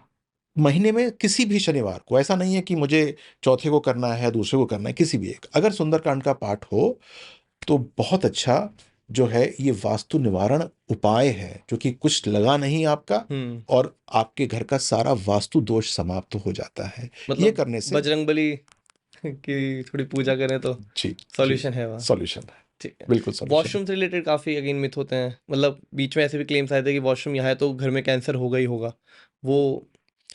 देखिए, जो लोग फ्लैट्स में रहते हैं वो अपने वॉशरूम्स वगैरह को अलाइन नहीं कर सकते हैं, क्योंकि फ्लैट के अंदर तो पोजीशनिंग बिल्कुल डिफाइंड होती है कि यहाँ पर वॉशरूम है, यहाँ जी। पर जो है। लेकिन उसके अंदर भी यदि ऐसी कोई बात है, मान लीजिए कि आपका वॉशरूम ईस्ट की तरफ हो गया, तो कोशिश ये करनी चाहिए कि जो जो सीट है, वो जो पॉटी सीट है वो ईस्ट की तरफ नहीं होनी चाहिए या ईशान अच्छा। कोण की तरफ नहीं होनी चाहिए। उसको हम थोड़ा सा रीओरिएंट करा सकते हैं, वो जो है वो बहुत अच्छा है, वैसे पॉसिबल है। हाँ, यदि आप कोठी बना रहे हैं या फिर आप एक कोई प्लॉट लेकर बना रहे हैं, उसके अंदर तो एक बार मुझे नक्शा भेजिए तो मैं देखता हूँ कि कैसे कैसे कहाँ कहाँ आना चाहिए फॉर मैक्सिमम वास्तु गेन। ठीक, मतलब अगर वॉशरूम गलत पोजीशन पे है, तब भी हम उस सीट को थोड़ा रीअरेंज करके अगेन जी सॉल्यूशन जी, निकाल बिल्कुल सकते हैं। बिल्कुल सॉल्यूशन ठीक निकाल है। सकते हैं। अच्छा। जहाँ पर आपके मंदिर की स्थापना होती है वहाँ पर और बहुत सारी चीज़ें होती हैं, अलमारियाँ होती हैं, कपड़े हम्म। टंगे होते हैं, वहाँ का रिस्पेक्ट जो है वो इतना नहीं होता। ये ओके। एक गहन वास्तु दोष है। ओके। अगर आप इसको ही ठीक कर दें, यानी कि अपने मंदिर के स्थान को आप जो है एक तरीके से पवित्र कर दें और वहाँ पर आना जाना कम कर दें।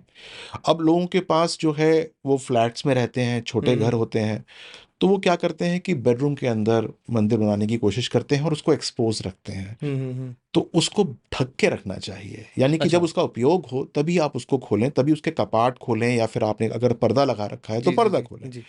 तो ये काम जो है वो करना चाहिए। तो दो तीन चीज़ें बड़ी इंपॉर्टेंट हैं, ईस्ट वेस्ट नॉर्थ साउथ, कहाँ पर आपका फेसिंग है, this can all be dealt with. लेकिन जो एक प्राइमरी चीज है कि हम किसकी रिस्पेक्ट कर रहे हैं, वो आपके अंदर से निकलना चाहिए। अच्छा जी। सर, अब मूविंग फॉरवर्ड एक बड़ा इंटरेस्टिंग सा है, जैसे मेरे सारे फ्रेंड्स हैं यहाँ पे, तो मतलब फ्रेंड्स ही कह देता हूँ अपने ऑडियंस को कई बार, कि मनी मेकिंग आपने बोला था, कुछ घर हैं जो मनी मेकिंग पे आते हैं, फाइनेंसेस जिनसे रिलेट होते हैं, स्टॉक मार्केट रिलेट होता है जहाँ इन्वेस्ट करें, इवन जुए में भी जीतने के चांसेस बढ़ जाते हैं शायद, अगर वो घर अच्छा है। तो इन फाइनेंस पे थोड़ा जनरली बात कर लो, कि मान लो आज कोई कैपिटल इन्वेस्ट करना चाहता है तो कब करे, कहाँ करे, रिडीम करना चाहते हैं तो क्या डेट होनी चाहिए जब निकालना है। अगेन कुंडली देख के हम थोड़ा आइडिया लेंगे। बिल्कुल बिल्कुल। और इसके अंदर तो एस्ट्रोलॉजी जो है वो बहुत हेल्प करती है अच्छा। कि आपको शेयर मार्केट कितना लाभ देगी। हुँ। आप शेयर मार्केट के अंदर कौन से चीज के लिए उपयुक्त हैं, कि आपको इंट्राडे में जाना है, हाँ। या आपको ऑप्शन ट्रेडिंग में जाना है, या आप चुपचाप लॉन्ग टर्म में ही बैठे रहिए, या क्रिप्टो या माई सर्कल, वो या जो हाँ अब किस बेटिंग में वेटिंग जाना चल है। रहा है हाँ वो आजकल। बैटिंग, वो अब क्रिप्टो जो है वो शेयर मार्केट से थोड़ा सा अलग रखता हूं मैं उसको, जो दैट इज इंस्टेंटेनियस लॉस और गेन। तो हुँ। वो जुए में आती है। बहुत बार जुआ ये खेलना चाहिए कि नहीं खेलना चाहिए। मैं जो हूँ, जैसे एक बहुत ही इंटरेस्टिंग क्वेश्चन आया कि एक मेरे पास मुंबई के भाई का फ़ोन आया। भाई। हाँ, जो भाई वहाँ के जो वहाँ की जो है कि वो, हम लोग जो हैं वो, ऐसा नहीं बताया कि मैं भाई बोल रहा हूँ, लेकिन मुझे इवेंचुअली आई कुड अंडरस्टैंड कि वो बाय भाई यू मीन गैंगस्टर? गैंगस्टर्स जो होते हैं। ओह! तो वो बेसिकली कहीं पर कोई लैंड, डिस्प्यूटेड लैंड को उठाना चाह रहे थे। अच्छा, ठीक है, कोई डिस्प्यूटेड लैंड थी, ठीक है। और वो ऐसे था कि वो उनको 10 रुपए में मिल रही थी और लैंड 1000 रुपए की थी। हाँ, हाँ, हाँ। लेकिन 10 रुपए भी बहुत ज़्यादा थे वो। तो वो जानना चाह रहे थे कि ये मुझे लेनी चाहिए कि नहीं लेनी चाहिए। तो यहाँ पर तो ये इंस्टेंटेनियस गेन है, जुआ है ये, कि हुँ, आपने 10 रुपए की टिकट खरीदी और आपको 1000 रुपए मिल गए। तो वो उसी प्रकार से फिर वो डील होता है। दैट इज नॉट प्रॉपर्टी, हुँ। कि वो थी तो लैंड, लेकिन वो प्रॉपर्टी के डोमेन से बाहर थी।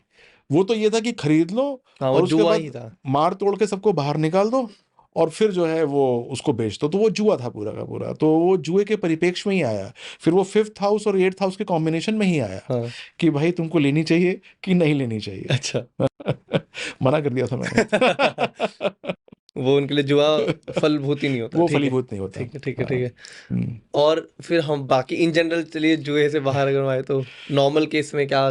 तो सबसे बड़ी बात यह है कि इसके अंदर जो मेजर गेम है वो ये है कि आप किस चीज़ के लिए, आपका हॉरोस्कोप कहता है कि you should be going for instantaneous options और you should be going for long term. Long term. अगर मैंने लॉन्ग टर्म कह दिया है तो आप बस अब चुपचाप जो हो मुझसे ये पूछ लो कि मैं किस किस चीज़ में निवेश करूं। किस-किस चीज़ में भी करा हाँ, जा मतलब सकता कि है? मैं कौन से सेक्टर्स में मेरे लिए फ़ायदा है। ये भी बताया जा सकता है? ये बताया जाता है कि आपको पावर में जाना है, कि आपको फार्मा में जाना है, कि आपको ऑयल में जाना है। ये ओह! आप इसके अंदर निवेश करो, लॉन्ग टर्म रखो। लॉन्ग टर्म का मतलब 3 महीने एंड बियॉन्ड। लॉन्ग टर्म का ये भी नहीं कि मैं 5 साल बोल रहा हाँ, हूँ। हाँ, हाँ। 3 महीने एंड बियॉन्ड, कि आपको ये नहीं है कि आज खरीदने में कल बेचने की जल्दी है। आप कह रहे हो कुंडली से 3-4 महीने के अंदर गेन निकलवा के आप बता सकते हैं कि गेन निकलवा के नहीं, 3 महीने एंड बियॉन्ड रखो हाँ, इसको, हाँ, हाँ। और आप इसमें इन्वेस्ट करो, आपको इसका लाभ मिलेगा, इतना लाभ मिलेगा। और ये भी सब्जेक्टिव होगा। सब्जेक्टिव होगा, बिल्कुल सब्जेक्टिव होगा, हॉरोस्कोप डिपेंडेंट मेरे लिए होगा। ऑयल अच्छा हो सकता है, किसी और के लिए फार्मा किसी अच्छा हो और के लिए सकता कुछ और हो सकता है, कोई और के अंदर फायदा ले सकता है। कोई है। कोई जरूरी नहीं है। आप किसी को टिप दीजिए कि ऑयल ले लो, हाँ, पता लगा कि आपका तो बढ़ गया, उसका नहीं हाँ। मैंने बढ़ा। सही टाइम पे बेच दिया, उसने बेचा ही नहीं जब उसने टाइम बेचा ही था। नहीं, पकड़े पकड़े बैठा रहा उसको। हाँ। तो टाइमिंग्स भी पूछना। अगर आपने मान लो कि एक बल्क बाइंग कर रखी है, मान लो कि आपने बहुत अच्छी बाइंग कर रखी है, आपने हुँ। एमआरएफ के शेयर उठा रखे हैं हाँ, तगड़े। हाँ। और फिर आप उसको जो है एक पर्टिकुलर टाइम के ऊपर एक प्रॉफिट लेना चाहते हो, तो आपको मुझसे पूछना चाहिए कि मैं बेचने जा रहा हूँ। ऐसा तो नहीं है कि बेचते ही मैं अगले 3 दिन के अंदर मुझे जो है पता लगा कि 50 लाख कान हो गया। करेक्ट। आजकल बहुत लोग राशियों पे नाम ही नहीं रख रहे। ऐसे ही रख लेते हैं कि यार गूगल पे देखते हैं ट्रेंडी नेम्स क्या हैं। पहले तो वो कितना सही है, और सही राशि पे सही नाम रखा जाए तो क्या वो भी फ़ायदेमंद होता है? क्योंकि हमें बार-बार अपना सही नाम सुनाई देता है, सब हमें उसी नाम से बुलाते हैं। तो ये आंसर करना शुरू कर दूं क्या मैं? जी, जी, जी जी ठीक। सर। तो देखिए, ऐसा होता है कि प्रथा तो ये है कि राशि का नाम आपका निकाला जाता है। हुँ, और राशि का नाम क्या होता है? आपकी राशि क्या है, चंद्रमा कौन सी राशि के अंदर था, वो आपकी राशि है। ठीक है। और उसके नाम से पंडित जी बताते हैं कि आपका नाम जो है वो चा चूस या चे से होगा, मान लीजिए। अब आप ये एक नॉर्मल सी एक एक टेंडेंसी होती है कि हम चंद्रमा पे आधारित नाम नहीं रखते, क्योंकि चंद्रमा बहुत इमोशनल कर देता है आदमी को। अच्छा। तो आपका नॉर्मली पेट नेम जो होता है, जिससे आपके घर वाले बुलाते हैं, वो नाम रखते हैं आपका राशि का, और आपका विनिंग हाउस नेम रखा जाता है। जिस नाम से, जिस नक्षत्र के नाम से या अक्षर से आपको मैक्सिमम सक्सेस मिलनी चाहिए, उससे नाम रखने की प्रथा होती है। तो नॉर्मली जो विनिंग हाउस होता है वो 10th हाउस होता है। आपने दो चीज़ें बोली, एक तो जहाँ चंद्रमा वाला घर होता है उससे नाम रखते थे या अभी भी रखते हैं, लाइक मेरा नाम, मेरे धनु राशि है, मेरा नाम भानु है, तो ये क्या चंद्रमा वाला होगा या फिर मेरे घर वालों ने मेरा विनिंग नेम रखा ही नहीं?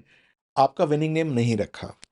मेरा आपका नाम, अच्छा। आपका विनिंग नेम जो है वो 10th हाउस के हिसाब से बनता।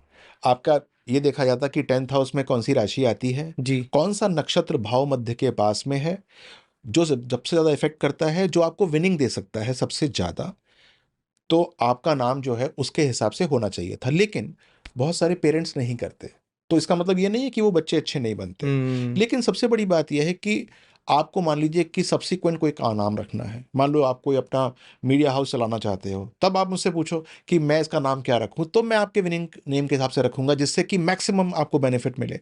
आप कोई बिजनेस स्टैब्लिशमेंट करना चाहते हो, तब रख लीजिए उसका। कोई ऐसा काम करना चाहते हैं जिसके अंदर कोई नामकरण करना हो, जी। तब आप अपना विनिंग नेम रखिए, आपके लिए बहुत अच्छा हो जाएगा। बट एट फर्स्ट प्लेस अगर मेरा विनिंग नेम ही रखा गया होता तो शायद और अच्छा और होता। अच्छा तो होता इस वो। हिसाब से तो हमारे मोस्टली व्यूअर्स का नाम भी सर गलत रखा गया होगा, क्योंकि इन्होंने भी पुरानी पुरानी पद्धति फॉलो की होगी कि बिल्कुल चंद्रमा के हिसाब से नाम रखें। इन्होंने नॉर्मली क्या होता है कि चंद्रमा का नाम रखा नहीं जाता, क्योंकि वो जो है आदमी को बहुत इमोशनली बाउंड कर देता है, तो नॉर्मली रखते नहीं है। वो घर का नाम या पुकारने का नाम ही रखा जाता है, जो घर में लोग पुकारते हैं, पेट नेम जिसको बोलते हैं। घर का दूसरा नाम जो होता है वो दूसरा ही होता है।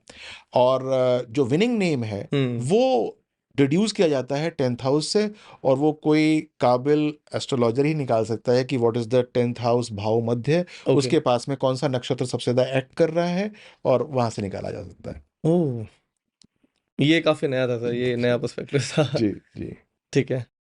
सर इसी के साथ रिलेशनशिप्स अगेन, मतलब वही हम देखते हैं, लाइक कितने सक्सेसफुल लोग होते हैं कि उनके पास सब है बट आज रिलेशन नहीं है, मतलब अच्छे वो नहीं है, दे आर ऑलरेडी डिवोर्सी, या मतलब ईक्यू आईक्यू का बड़ा कॉन्सेप्ट सुनते हैं कि आईक्यू जिनका अच्छा होता है वो अच्छा कर जाते हैं, बट ईक्यू में लैग करते हैं, इमोशनल क्वेश्चन नहीं होता। रिलेशनशिप कैसे अच्छा किया जा सकता तो जो रिलेशनशिप होते हैं वो हमारी कुंडली के 5वें है? और 7वें भाव से इनका संबंध होता है। ठीक है। पांचवा भाव जो होता है वो आपके प्रेम प्रसंग होते हैं। 7वां भाव होता है वो हम्म। प्रेम प्रसंग, जो कि इवेंचुअली मैरिज के अंदर कन्वर्ट हो जाता है। अच्छा। यदि मेलेफिक इफेक्ट है पंचम भाव में, तो आपने देखा होगा कि बहुत सारे लोग हैं आ, आ, वो उनका प्रेम प्रसंग चलता है, हम्म। लेकिन वो एक समय जाकर कहीं पर ख़त्म हो जाता है। शादी नहीं दो होती। तीन साल उन्होंने इन्वेस्ट किए उसके अंदर, इमोशनल रूप से इन्वेस्टमेंट हुआ, और वो नहीं हो पाया, तो that hmm. Means there 5th house is not that good. और यदि 7th हाउस के ऊपर मेलेफिक इफेक्ट है, तो इसका मतलब या तो शादी हो नहीं रही, हम्म। और यदि हो रही है तो वो it is leading to a divorce और सेपरेशन। सर ऐसे भी तो बहुत लोग आते होंगे ना आप पे कि करवा दो इससे शादी। हाँ ऐसे आते हैं। सॉल्यूशन होते हैं, मान लो योग ही नहीं है, फिर कुछ सॉल्यूशन हो सकते हैं कि चलो ठीक है अब तुम कर लो बट ये चीज़ें कर लो, मतलब ऐसा कोई सॉल्यूशन हो सकता है? मैं आपको ये बताना चाहूँगा कि बहुत सारे लोग आते हैं कि शादी करा दो, हम्म। और सिर्फ 70% कुंडलियाँ होती हैं जो कि मतलब 30% कुंडली होती है जो मिलती हैं, 70% कुंडलियाँ मिलती नहीं हैं। अच्छा। लेकिन मैं 90% कुंडली मिला के शादी करवा देते हैं। करवा देता हूँ, और इसको बोलते हैं कर्मा करेक्शन। बट सर फिर वो चलेंगी कैसे, वो खुश कैसे रहेंगे? ये तो अगेन आपने अपनी बात वो कर दी कि जब 70% मिली ही नहीं है, आपने तब भी शादी करा दी, वो हैप्पीली मैरिड ही नहीं है, तो कैसे करोगे आप? अब यही इसका आगे सॉल्यूशन है, कर्मा करेक्शन। अच्छा। मैं वही शादी मना करता हूँ जिसके अंदर एक कुंडली दूसरी कुंडली की एज या उसकी उसकी उम्र के ऊपर कुछ क्वेश्चन मार्क लगा रही हो, कि मतलब इससे शादी करने से दूसरे आदमी की उम्र कम नहीं होनी चाहिए। आपस में ही मना करते हैं। वही मना करता हूँ। ठीक। बाकी के अंदर हाँ। अगर वो आपस में एक दूसरे को जानते हैं तो हम्म। आई से की कर्मा करेक्शन कर लो। वो सॉल्यूशन क्या होंगे वो शायद? सॉल्यूशन क्या वो होंगे बता। मैं बताता हूँ। ठीक है, हम आए गए ऑटोमेटिकली। फॉर एग्जाम्पल की एक लड़की आई मेरे पास और उसका उसका एक्वेरियस साइन है, ठीक है। यानी कि उसकी कुंभ लगन है। हम्म। तो वो जो है वो मेरे पास आई और मुझसे कहती है कि मुझे जो है इस लड़के से शादी करनी है, करनी है। करनी है, और अगर मैंने शादी नहीं करी इससे हाँ। तो बस ये हो जाएगा या वो हो जाएगा। तो बस मैं ये देखने की कोशिश करता हूँ कि इस लड़की की शादी करने से इस लड़के के साथ दोनों की एज तो ठीक रहेगी ना, ऐसा ना हो कि एक बीच में ही जो है नमस्कार करके चला जाए। तो अगर वो चीज़ ठीक है तो मैं कहता हूँ कि बेटा आपको ना फिर बहुत सारी चीज़ों को देखना पड़ेगा हम्म। कि एक तो जो आपके अंदर गुस्सा है वो थोड़ा सा हल्का करना पड़ेगा, स्टबर्ननेस हल्की करनी पड़ेगी। जो आप बहुत इम्पल्सिव हो या फिर आप बहुत सेल्फ सेंटर्ड हो, हम्म। आपके अंदर पॉजिटिवनेस बहुत ज़्यादा है या आप बहुत जजमेंटल हो, इन चीज़ों को हल्का कर लोगी तो इसके साथ आपकी 25% कुंडली और मिल जाती है। अच्छा, अब आप इसकी माँ को झेलना पड़ेगा या इसके पिताजी को झेलना ये पड़ेगा। भी होता है? जी, बिल्कुल होता है कि आपकी इसकी माँ जो है, वो बिल्कुल हिटलर है। वो उसके कब्ज़े में है उसका हम्म। बेटा। हम्म। आप सोचोगे कि कल से आपके कब्ज़े में आ जाएगा, ऐसा होगा नहीं। यदि आप जो हो, ये कर सकते हो, हम्म। तो जो है वो गो शादी अहेड। कर लो। हम्म। वरना इस महीने में, इस साल में प्रॉब्लम आनी शुरू हो जाएगी। मान लीजिए कि आपने शादी दिसंबर में की, तो उसके बाद इस महीने में ये परेशानी आपको आनी शुरू हो जाएगी। इसलिए कुछ घर सेपरेट हो जाते हैं, लाइक फिर घर हस्बैंड वाइफ अलग से। जाना ही पड़ता है। या तो वो लड़का कहेगा चलो ठीक है यार, माँ की प्रॉब्लम है तो मैं अलग ही रहता हूँ, हम्म। या तो वो अलग रह लेते हैं, किचन अलग कर लेते हैं। और इसके बाद लड़का और लड़की के रिश्तेदार आते हैं। बहुत सारे क्या होता है, रिश्तेदार ही भांजी मारने की कोशिश करते हैं या फिर रिलेशनशिप के अंदर परेशानी क्रिएट करते हैं। माँ बाप के अलावा भी इम्पैक्ट करते हैं, माँ बिल्कुल बाप और भाई के बिल्कुल अलावा? बिल्कुल करते हैं। मतलब मौसा फूफा सब? यस। लड़का कहेगा मेरी मौसी आई थी, तूने उसके पैर क्यों नहीं छुए, हाँ या मेरी बुआ आई थी, तूने नमस्ते नहीं की उनको। हाँ हाँ हाँ। ये सारी बातें आती हैं। एक्चुअली ये शादी से पहले समझ में नहीं आते, हम्म। ये बाद में समझ में आते हैं कि यार ये लड़की तो मेरे साथ ठीक थी, पर मेरे रिश्तेदारों को तो सबको ये जो है वो हंटर पे रख रही है। हम्म। या फिर उल्टा कि ये लड़का तो ठीक था यार, मुझसे पता नहीं कौन कौन सी बातें मांग रहा है ये करने के लिए कि मैं हाँ इसके भी पैर छूऊं, मैं काम वाली को भी नमस्ते करूं। ऐसे थोड़ा होता है। हाँ हाँ हाँ। मतलब सबके अपने अपने सिस्टम जो हैं वो डेवलप होने शुरू हो जाते हैं। जी। तो ये सब चीज़ों जो है that can B pre red. ये सब चीज़ें जो हैं वो आप पहले हम्म। से पढ़ सकते हो। हम्म। एक बार आपने ये पढ़ लिया और उनको समझा दिया कि यहाँ यहाँ परेशानी होगी, अब आप देखो कि इसको कैसे रिजॉल्व करोगे। तो बहुत तो वहीं पर आपस में ही लड़ना शुरू कर देते हैं मेरे सामने बैठे बैठे अच्छा, कि यार हस्बैंड वाइफ? तू मुझसे ये कहेगी हाँ। कि तू मेरे कहते बुआ के पैर क्यों नहीं छुएगी भाई, अच्छा, आप जब प्रेडिक्ट करते हो कि आगे ये हो सकता है तो वहीं लड़ रहे हैं। कि तू मेरे बुआ के पैर क्यों नहीं छुएगी। हाँ। कहते मैं तो किसी की नहीं छूती। कहते वो तो मेरी मम्मी की भी नहीं छुएगी। हाँ, कहते नहीं। तो वो वहीं पर जो है उनके डिफरेंसेस शुरू, मैं कहा ये डिफरेंसेस हैं, इस पे हॉरोस्कोप काम नहीं कर मिल लो। रहा, हाँ अभी हम मिलाने की कोशिश कर रहे हैं। ये हाँ पहले इस पे काम कर लो। हाँ। अब मुझे बताना एक हफ्ते के बाद कि अगला स्टेप क्या लेना है। ठीक है। And this is known as astrological pre marriage counselling. Okay. This is known as that कि ये करनी आपने चाहिए। ये करनी चाहिए। आपको पता होना चाहिए ना कि क्या क्या पंगा होने वाला है, हम्म। क्या क्या दिक्कत आने वाली है। और वो दिक्कत का मतलब एस्ट्रोलॉजिकली क्या होता है, आपको जो है ये पता चल जाता है कि कब होगी ये, हम्म। किस समय ये बिल्कुल टॉप पे होगी। लड़का जो है या लड़की फॉर एग्जाम्पल कब कहेगा कि भाई मैं तो 4 दिन के लिए अपने बॉस के साथ सिंगापुर जा रही हूँ। लड़का बता भाई मैं जाऊं कि नहीं जाऊं, मैं जब अपने घर को मैनेज कर लियो हम्म। जाऊं तो बात की बात है, वो तो पहले से ही प्री अप्रूव्ड है। हाँ। लड़का कहेगा है ये कैसे पॉसिबल है, हम्म। कैसे जाएगी तू अपने बॉस के साथ 4 दिन के लिए। Correct correct correct. और वहीं पर जो है स्टार्ट हो जाता है उनका system. Conflict. Hmm. So there are many things जो कि couples during court during during their relationship बात नहीं हम्म। करते हैं। उनको पता ही नहीं होता कि ये वाली प्रॉब्लम्स भी आएंगी। उनको पता नहीं है कि शादी के बाद जो है वो सूरज किसी और तरीके से शाइन करता है। अभी तो हम्म। उनको वो लगता है हाँ क्या बढ़िया सनशाइन आ रही है, लेकिन उनको पता नहीं है कि ये जो सनशाइन है ये इतनी हम्म। तीक्ष्ण हो जाएगी कि उनके मैरिज के ऊपर बात आनी शुरू हो जाएगी। तो they have to understand this कि कैसे कैसे होगा। बहुत सारे लोगों के अंदर के अंदर काबिलियत होती है इन सब चीज़ों को हल्का करने की या इनको इनको इनको समराइज करने की, किसी में ये बिल्कुल नहीं होती है। तो ये अगर प्री मैरिज काउंसलिंग करेंगे तो बहुत सारी रिलेशनशिप बच जाती हैं, बच अच्छी जाए हो जाती हैं। और बेहतर ये पता लग जाएगा शादी करनी भी है नहीं करनी। जी, उसी समय आपस में डिफरेंसेस हो जाते हैं कि अब करते ही नहीं हैं। हम्म देखिए, बानो मैं बताऊँ आपको एक बात कि 5-5, 8-8 साल के लव लाइफ के बाद मैंने 2-2 महीने के अंदर मैरेजेस टूटती हुई देखी हैं। मतलब कि they had known each other for 8 साल से। 8 साल से, हम्म और शादी करते ही 3 महीने, 2 महीने में लड़की अपने घर आ गई, लड़का जो है वो देवदास हो गया। अच्छा अच्छा समझ गए, ये फिर वही टिट फॉर टैट वाला है कि आप कुछ दोगे आप फिर कुछ मांगने वाली पोजीशन पे आओगे। ठीक है सर, इसके साथ अगेन जब करियर में बहुत स्ट्रगल करते हैं, जॉब में बहुत स्ट्रगल करते हैं, बिजनेस रन करना है नहीं करना कैसे करना है, वहाँ पे क्या अगेन क्या रिलेशन होते हैं, कहाँ पे कौन से ग्रह मिलते हैं और क्या करके हम बेहतर कर सकते हैं। देखिए, ये तो एक बहुत ही ज्वलंत क्वेश्चन पूछा आपने, जो हम्म इस समय हर कोई पूछता है, और ना पूछता हो तो पूछना चाहिए उसको कि मेरा करियर बहुत अच्छा चल रहा है,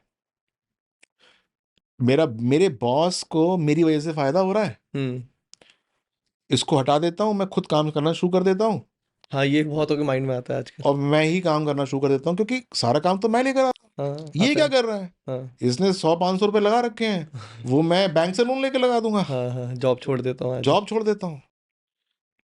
लेकिन वो ये नहीं जानता कि आपकी कुंडली में योग तो है नहीं।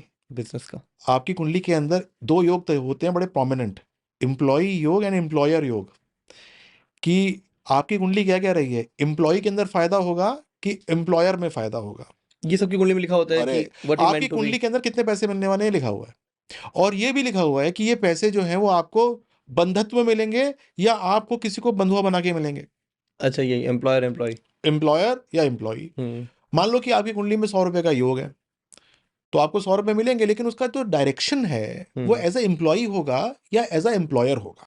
अच्छा मतलब अगर मैं विपरीत चले जाता हूँ तो शायद मैं 90 ही कमा पाऊँ, 80 कमा पाऊँ, 60। 70, 60, 50 ही रह जाते हैं, क्योंकि पूरा धन का लक्ष्मी योग जिसको बोलते हैं उसको कोई एक्सप्लॉइट कर ही नहीं पाया आज तक। You never know that how it will come, हाँ because you are chasing her in the wrong direction. Direction astrology. Direction जो है वो एस्ट्रोलॉजी देगा कि आपको करना क्या है। अच्छा इसके साथ एक और क्वेश्चन आता है सर, योनि वाला भी बड़ा होता है कि या यार इंसान की योनि थोड़ी मिलती है हर बार। जब आपने बोला कि पिछले जन्म के कर्म होंगे, तो क्या पिछले जन्म में मेरी योनि इंसान ही रही जी होगी। बिल्कुल। तो ये जो है वो हॉरोस्कोप से पता चलता है कि आप कौन सी योनि से इस योनि के अंदर प्रवेश कर रहे हैं। ये भी होता है कुंडली में। जी, ये भी प्रवेश होता है, और ये भी पता चलता है कि आप कितने जन्मों से हम्म मानव की योनि में रहे हैं, और इस ये जन्म भी आपको मानव योनि का मिला है। और इसके बाद हम्म ये भी पता चलता है कि इस जन्म में आप कर क्या रहे हैं, और अगली आपको इन क्रियाकलापों की वजह से जो कार्यक्रम आपने इस जीवन में किए हैं, हम्म। उसके बाद आपका क्या होने वाला है, कि you will be shunted back to some other योनि, और यू अच्छा have done something for the moksha, you have done something for the moksha. जी यानी कि आपने अपनी अपनी आत्मा को एलिवेट किया है बैकुंठ धाम जाने के लिए। ये सारी रीडिंग्स जो हैं वो आपके चार्ट से हो सकती हैं। ओके सर, हमारे व्यूअर्स के लिए ऐसा कुछ निकल सकता है, कुछ ऐसा सॉल्यूशन जो वो खुद कर पाएँ, खुद देख पाएँ, कभी नॉर्मल लाइफ में एप्लीकेबल कर पाएँ, या कुंडली देखिए, पढ़ना तो शायद मुश्किल होगा बट कुछ कुंडली छोटी-मोटी नहीं चीज़ें। पढ़ सकते वो, लेकिन मैं 2-4 चीजें बताना चाहता हूँ ठीक है, जो व्यूअर्स खुद अप्लाई कर जो सकते हैं। खुद अप्लाई कर सकते हैं। मेरी वेबसाइट पे जाएं, ठीक है, और वहां पर जाकर अपना हॉरोस्कोप जो है डाउनलोड कर लें, ठीक है, और ये देखें कि कुंडली में शुक्र कहाँ बैठा है। ठीक है। कुंडली में शुक्र शुक्र कहाँ कहाँ बैठा बैठा है? है। मान लीजिए शुक्र बैठा है 7th हाउस में, मान लीजिए, हुँ, तो 7th हाउस से जो अगला हाउस होता है वो 8th हाउस होता है। तो वो 8th हाउस के किसी भी चीज के ऊपर इन्वेस्ट ना करें। ओके। 8th हाउस होता है इंस्टेंटेनियस गेन्स का, हुँ, 8th हाउस होता है शेयर मार्केट का, 8th हाउस होता है लॉटरीज का, तो उनको अच्छा। वहां से हमेशा नुकसान होगा, फायदा कभी भी नहीं मिलेगा। तो शुक्र की पोजीशन जहां भी हॉरोस्कोप के अंदर है, हम्म। सेकंड हाउस जो भी है उसका, वो कौन सा हुआ वो समझ लें। मान लो कि शुक्र की पोजीशन 10th हाउस में है, जी। तो 11th हाउस दोस्तों का हुआ, तो दोस्तों को कभी उधार ना दें, पैसे वापस नहीं आएंगे, या उतने उधार दें हाँ। जिसका उनको धैर्य हो जाए कि कोई बात नहीं, गए तो गए। समझ गए। अगर शुक्र बैठा है लगन में, जी। तो सेकंड हाउस हुआ अपने रिश्तेदारों का, अपने घर वालों का, तो वहां पर अगर आप पैसा दिया हाँ, तो तो वहाँ वापस नहीं आएगा, तो उतना ही पैसा दें जिसका धैर्य सब्र हो आपको। तो शुक्र की पोजीशन हो गई है। अब इसके बाद जो है सैटर्न की पोजीशन देख लें। हम्म। सैटर्न कहाँ बैठा हुआ है? उससे एक घर पहले, जहां भी बैठा हुआ है उससे एक घर पहले वाले में ज्यादा मेहनत करनी पड़ेगी उनको। अच्छा। मान लीजिए कि सैटर्न बैठा हुआ है 11th हाउस में, हम्म। तो ये समझ लीजिए कि करियर के अंदर हमेशा परेशानी आने वाली है। वहां पर अगर कोई आपसे कम काम करता होगा तो उसको हाँ। ज्यादा लाभ मिलेगा ही मिलेगा। अगर सैटर्न बैठा हुआ है लगन में, तो 12th हाउस उनका पीड़ित है, और 12th हाउस पीड़ित है तो हम्म। इसका मतलब क्या हुआ कि betrayal from the female side हो गई होगा। तो अगेन सावधान रहे। सावधान, ओके। फीमेल सावधान। तो ये जैसे आपके प्रोग्राम के थ्रू कर रहा हूं तो लोगों को शायद ये भी थोड़ा सा मुश्किल लगे, क्योंकि जी। इतना आसान काम नहीं है। लेकिन जो एस्ट्रोलॉजी समझते हैं या थोड़ा बहुत चार्ट देखना आता है, वो ये शायद समझ लेंगे कि तुरंत कहाँ अप्लाई। शुक्र बैठा हुआ है, हाँ। कहाँ शनि बैठा हुआ है। हर एक ग्रह का कुछ ना कुछ पिक्यूलियर चीज होती है जिससे बचना चाहिए। वो काम ना करें जीवन में, तो कम से कम वहां से नुकसान नहीं नहीं होगा। होगा। ये सर आपने इतना इजी कर लिया ना, कोई भी व्यूअर खुद देख के अपना इतना आइडिया ले सकता है कि यार मुझे ये नहीं करना और ये करना है। ये काम नहीं ये करना। बहुत अच्छे हैक्स हो गए। हाँ, वाले बिल्कुल। ठीक है। सर, ज्योतिषों की कड़ी में एक और चीज़ है कि दोष बहुत गिनाते हैं। लाइक आप नॉर्मल कुंडली दिखाने जाएंगे तो वही कालसर्प दोष या फिर पितृ दोष या फिर पता नहीं कोई कार्मिक कुछ भी बोलते हैं, तो वो थोड़ा अगेन कंफ्यूजिंग या ऐसा होता है कि यार क्या, बड़े भारी वर्ड होते हैं, उनसे निकलना या सॉल्यूशन ढूंढ पाना अगेन मुश्किल हो जाता है। देखिए, मैं इसके बारे में किसी ज्योतिषी को तो नहीं कहूंगा कि वो ठीक हम्म। कर रहा है खराब कर रहा है, लेकिन कुछ कॉम्बिनेशंस होते हैं जिनको दोष का नाम दिया जाता है। अच्छा। लेकिन वो इतने बड़े दोष होते नहीं हैं जितनी बड़ी उनकी बात होती है, ये दोष हो गए, क्योंकि वो सिर्फ नेगेटिव नहीं कर रहे होते, उनकी बहुत ज्यादा पॉजिटिविटी भी होती है, किसी और क्षेत्र में हो सकती होगी। फॉर एग्जाम्पल, जी। सूर्य और राहु का कॉम्बिनेशन है, पितृदोष दे रहा है ये, और आईएएस ऑफिसर भी बना रहा है। पितृदोष यूं दे रहा है जी। कि बच्चे के संतान नहीं हो रही, और साथ साथ बना रहा है आईएएस ऑफिसर। तो आप इसको क्या बोलोगे कि ये दोष है या मतलब ये एक योग है? मतलब एक पॉजिटिव नेगेटिव दोनों लेके आ रहा है। अब हम आम खाते हैं हम्म। तो गुठली थोड़ा ना खाते हैं। हम्म। हम आम का जो फ्लैश होता है, गूदा होता है, वो खाते हैं, गुठली फेंक देते हैं हाँ। और उसको कहीं पर डाल देते हैं ताकि एक और पेड़ हो जाए। हमको ये आइडेंटिफाई करना चाहिए कि ये योग जो है, ये जो दोष जो बता रहे हैं, इसको कैसे नलीफाई करना है। अच्छा, मतलब जो पॉजिटिव है उसका तो फायदा पूरा ले लो, बिल्कुल। नेगेटिव को ना ले। जो हमारा दोष है उसको नलीफाई कैसे करना है, और जो योग है उसको प्रगाढ़ कैसे करना है, हम्म। उसको कैसे बढ़ाना है। आपने नाम सुना होगा गुरु चांडाल योग का। जी। हमारे पहले प्रधानमंत्री जवाहरलाल नेहरू जी की कुंडली में गुरु चांडाल योग है, अच्छा। सबकी कुंडली में है, मोस्टली कुंडली में होता है। सबकी मतलब? सबकी का मतलब यह है कि जो तरक्की करेगा उसकी कुंडली में होगा। अच्छा। गुरु और राहु का कॉम्बिनेशन होगा, आपकी कुंडली में भी पॉसिबल हो सकता है। आप अगर ज्ञानवान हैं हम्म। और अपनी नॉलेज को रेडिएट कर रहे हैं, रेडिएट का मतलब राहु ज्ञानवान है यानी गुरु, गुरु। अगर कॉम्बिनेशन ही नहीं होगा तो रेडिएशन कैसे होगा? हम्म। तो वो आपके लिए अब आपकी कुंडली होता में भी है। अब होता क्या है मेरी कुंडली में जो होगा वो होगा। हाँ। लेकिन प्रॉब्लम क्या है कि गुरु काम कराता है out of the box. Risk गुरु भी। चांडाल योग, अच्छा। गुरु चांडाल योग काम कराता है आउट ऑफ द बॉक्स, जो कि प्रथा में नहीं होता। तो लोग जो है उसको पहले हे दृष्टि से देखते हैं कि यार ये क्या कर रहा है, लेकिन बाद में ताली भी बजाते हैं कि बहुत अच्छा काम कर रहा है। पहले जो है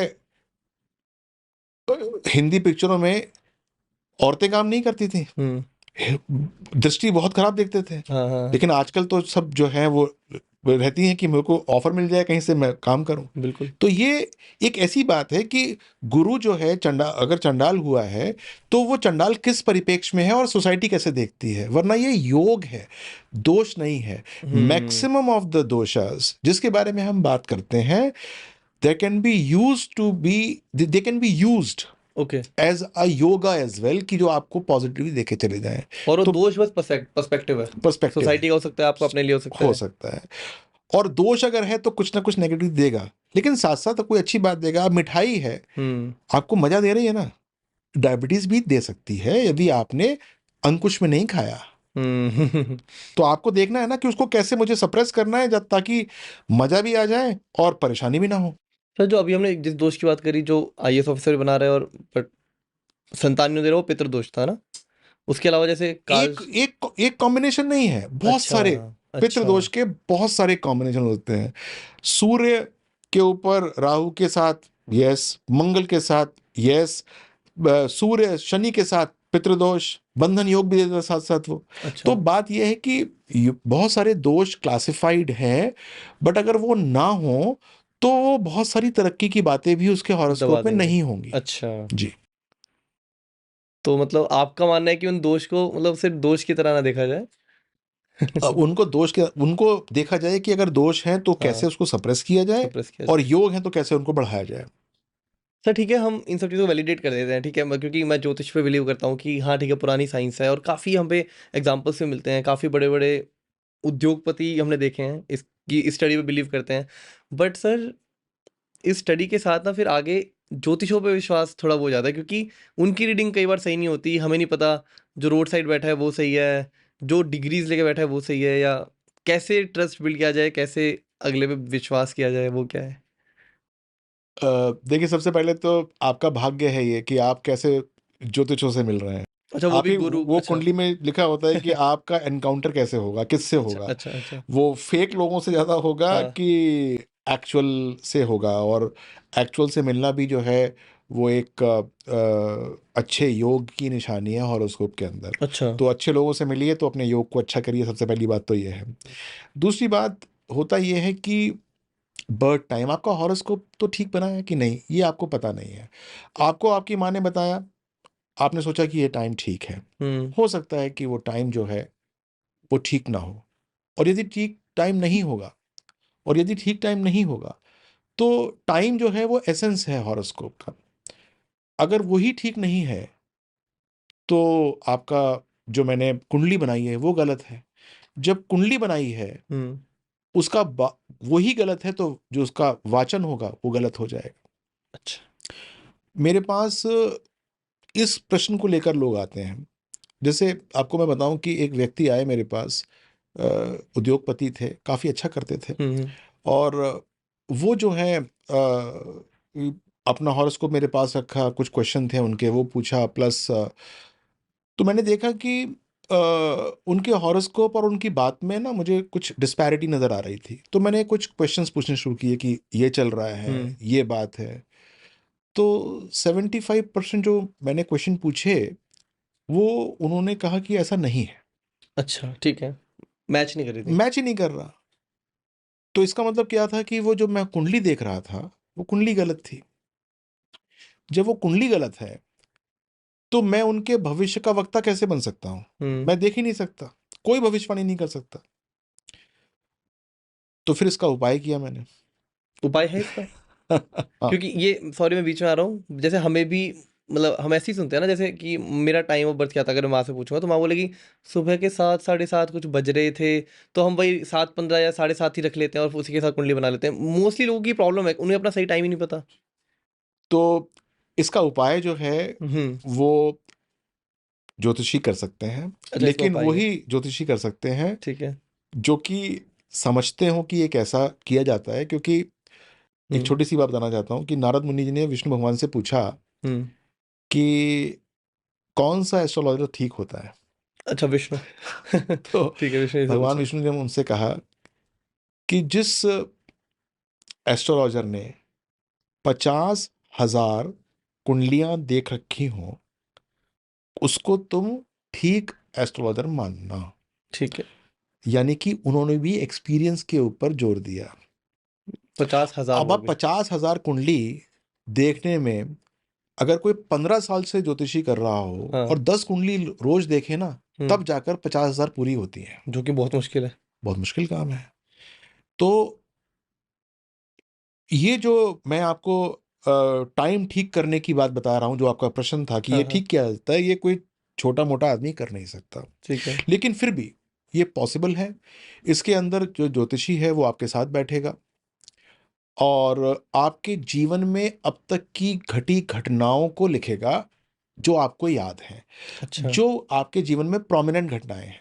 जैसे कि स्कूल में कब गए, हम्म। स्कूल में कब फेल हुए, स्कूल से कब निकाले गए, कब निकले, कौन सा कोर्स किया, कब किया, पहली नौकरी, पहला विदेश, कोई घटना, कोई परिवार में नया सदस्य आया हो, कोई हम्म। गया हो, ये सब चीज़ें जो हैं विस्तार से लिखे। आपका नेचर, आप किसी सिचुएशन के अंदर क्या एक्ट करते हो, आपको कहीं चोट लगी है, आप रात में कितना उठते हो, आपकी साउंड स्लीप है कि नहीं, ये सब हम्म। चीज़ें जो है वो एक बार नोट करेगा ठीक है। और फिर आपके दिए हुए बर्थ टाइम के अंदर उसको डालने की कोशिश करेगा और फिर जो है वो कुंडली को हिलाएगा, रिवर्स घुमाएगा। जाएंगे वो। रिवर्स जाएंगे और षोडश वर्ग जो होते हैं, अच्छा। यानी कि 16 वर्गों में डालेगा इसको, 16 चार्ट्स में डाल के सारी बातों को वैलिडेट करेगा। जब अच्छा। सारी बातें वैलिडेट हो जाएंगी तो एक टाइम आएगा निकल के कि इस टाइम पे जो हॉरोस्कोप साले बनते हैं हाँ। उसमें ये सारी की सारी बातें वैलिडेट हो जाती हैं। तो वो टाइम आपका एक्यूरेट होता है। इसके अंदर 10 20 25 30 मिनट से लेके साल, 1.5 साल 2 साल तक भी वैलिडेट हो जाते हैं। ओह। लेकिन इसमें धैर्य चाहिए। हम्म। इसके अंदर आपके पास इंफॉर्मेशन ठीक होनी चाहिए, जो आप शेयर कर रहे हैं इंफॉर्मेशन वो ठीक होनी चाहिए। बट टाइम ना हो तो वो इवेंट का दिन होना चाहिए, राइट। और ये बातें अगर आप शेयर करेंगे तो आपका कितना भी गलत बर्थ टाइम क्यों ना हो, सब रेक्टिफाई हो जाएगा। अच्छा, हाँ। मतलब ऐसे भी सोल्यूशन है। जी। वैसे फॉरेन के लोग भी वैलिडेट कर रहे हैं आजकल, आपके क्लाइंट्स में फॉरेनर्स भी हैं कुछ? मेरे जो क्लाइंटेल है हाँ जी। वो 60% फॉरेनर्स हैं। 60% फॉरेनर्स हैं? 60% फॉरेनर्स हैं, या तो इंडियन मूल के हैं हाँ। या बाहर के मूल के हैं। अच्छा। और यूएस, यूरोप, ये दो ऐसी जगहें हैं जहां से मेरे को मैक्सिमम लोग मेरे से बात करने की कोशिश करते हैं। ओके। पाकिस्तान में भी हैं। अच्छा, हाँ। मतलब इस्लाम को मानने वाले लोग भी हैं? इस्लाम को मानने वाले, यस, इस्लाम को मानने वाले। इंडिया भाई, इंडियन भी बहुत सारे लोग हैं जो इस्लाम मानते हैं, हम्म। लेकिन वो एस्ट्रोलॉजी में बिलीव करते हैं, और इस प्रकार से पाकिस्तानी भी है। और आप भी कर सकते हैं सर को कांटेक्ट, हम कांटेक्ट डिटेल्स डिस्क्रिप्शन में डाल देंगे। जी जी जी प्लीज सर एंटरटेन करिएगा। जी जी। Sir, since we are moving towards end, एक और जिज्ञासु सा प्रश्न है। अब मान लीजिए, मैंने बीच में ट्विंस वाला क्वेश्चन किया था कि जिनकी सेम दशा वशा सब है ना, सब टाइम है, आपने कहा था वहाँ पे ये डिफरेंस हो सकता है। अब मान लीजिए एक भिखारी है जिसका कोई घर ही नहीं है, मतलब वास्तु दोष मुझे नहीं पता उसके वास्तु क्या होगा, वो कहाँ रहता है, कैसे रहता है। एक बहुत अच्छा बंदा है, उस भिखारी की कुंडली में हम कुछ चेंज ऐसा कर सकते हैं, उसको हम अच्छे घर में ला के रखवा सकते हैं जहाँ वास्तु बहुत अच्छा हो, उसके लाइफ उसका हम नाम चेंज कर सकते हैं, न्यूमरोलॉजी भी आ जाएगी, हम सारे पैंतरे अपना ले। क्या हम उस भिखारी को, पता नहीं अब कर्म वाला आप बताना कांस्टेंट कि वो कितना कर्म करे कि उसमें हो जाए, बट क्या हम उस अनसक्सेसफुल बंदे को वर्दी बना सकते हैं या उतना सक्सेसफुल बना सकते हैं? क्या क्या चीज़ें इंपैक्ट करती हैं? क्या सिर्फ एक चीज़ होती है, क्या 10 चीज़ होती हैं? बहुत ही अच्छा प्रश्न है और यूनिक प्रश्न है आपने पूछा। देखिए मैं आपको बताऊं कि एस्ट्रोलॉजी के अंदर काल, देश और पात्र बहुत इंपॉर्टेंट होते हैं अच्छा। कि कौन सा काल है, कौन सा देश है और कौन सा पात्र है। ठीक है। यदि आप चाहते हैं कि वो भिखारी बहुत अच्छा बन जाए, हम्म। तो आपको अपने से कंपेयर मत करो उसको, आप भिखारियों में कंपेयर करो उसको। तो ही विल बी अच्छा। द टॉप मोस्ट भिखारी बेसिकली फॉर दैट और भिखारियों के भी आजकल मैटर। फ्लैट और करोड़ों की संपत्ति है। तो वो भिखारियों में टॉप हो जाएगा। हाँ। आप ये मत सोचो कि वो मतलब उसको मैं कोई अंबानी अम्बानी बना रहा हूँ, वो भिखारियों में अंबानी हो जाएगा। He will be the most influential भिखारी। उसके पास जो है वो 10 12 20 25 चौराहे होंगे या पूरा का पूरा शहर उसके पास होगा, जी जिसको जी। वो जो है बहुत अच्छा कर सकता है। तो आपको ये देखना पड़ेगा कि आप कौन से पात्र की बात कर रहे हो, पात्र कैसा है, देश कौन सा है। देश का मतलब जरूरी नहीं कि इंडिया की बात हो रही है, हम्म। कि कौन से पर्टिकुलर लोकेशन की बात हो रही है। एरिया ठीक। इसके अंदर बहुत सारी वेरिएशन हो जाती हैं। तो if you are talking of someone, तो वास्तव में every aspect of his life can be dealt or can be seen, and it can be taken to the maximum positive course. अच्छा, वो मैनिपुलेशन है वो हमारे हाथ में। मैनिपुलेशन हो सकती है। वो क्या क्या मिला के आप क्या क्या प्रेफर करोगे कि मैं क्या क्या उस भिखारी के लाइफ में चेंज करूं जिससे आप उसका भाग्य बदल दो?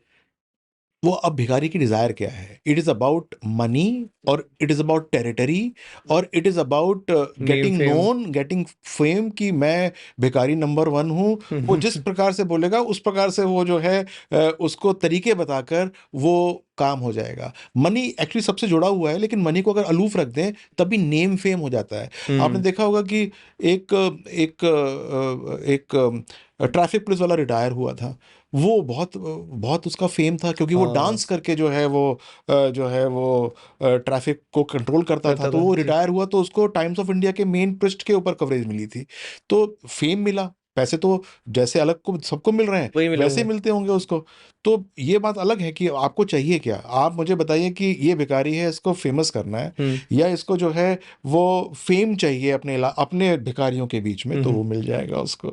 और हु नोज कि वो जो है जब वहां से निकलेगा तो उसके स्टेप्स जो हैं वो और आगे बढ़ जाएंगे। यानी कि जब वो वहां पर टॉप पे जाएगा तो भिखारी तो सारे ही हैं, सब जाकर भगवान से कुछ ना कुछ मांग। मांगते ही हाँ, एक हैं। एक तो फिर वो कौन से लेवल में आता है और कहाँ जाता है तो कुछ एक पता तरह नहीं, से हम सभी हैं। सब हो जाता है। सर आपने एक और जाते जाते वही वाला एक और क्वेश्चन, आपने बोला था कि यार वास्तु का सिर्फ इतना परसेंट रहता है, कुंडली का इतना रहता है, जेम्स इतना इम्पैक्ट डाल सकते हैं, न्यूमरोलॉजी इतना डाल सकता है। एक बार आप ये क्रोनोलॉजी बता ही दीजिए ना, जिन क्योंकि आप ये सब प्रैक्टिस करते हैं, मतलब किसी को कंसल्ट करना है, आप शायद उसको होलिस्टिकली देखते हैं जी। कि आपकी मैं ये भी देखूंगा तब आप किसी को कंसल्ट करते हैं, बट आप किसको इंपॉर्टेंस देते हैं, क्या क्रोनोलॉजी आपके लिए? तो मैं तो सबसे पहले जो महत्व देता हूँ, या कि जो वैदिक एस्ट्रोलॉजी महत्व देती है, वो हम्म। कुंडली को महत्व देती है। कि कुंडली के अंदर क्या योग हैं और क्या अवयोग हैं, यानी हल्के योग हैं, उनको कैसे पॉजिटिव करना है। हम्म। और एक बार हमको ये पता चल जाए कि ये व्यक्ति जो है वो इस चीज़ों में हल्का है, हम्म। उस चीज़ों में उसको अच्छा करना शुरू कर देते हैं हम। एक बार वो अच्छा उसमें शुरू हो जाता है तो फिर ऑटोमेटिकली उसका वास्तु भी अच्छा हो जाता है, और वो अपने सारे के सारे भावों को पॉजिटिव करना शुरू कर देता है। चाहे वो बिजनेस कर रहा हो, चाहे वो नौकरी कर रहा हो, चाहे वो केस लड़ रहा हो, वकील हो। अब कोई व्यक्ति का आप कहो कि इसको कोर्ट केस ना होना चाहिए, लेकिन वकील कहेगा कि मेरे पास तो 500 केस आने चाहिए रोज।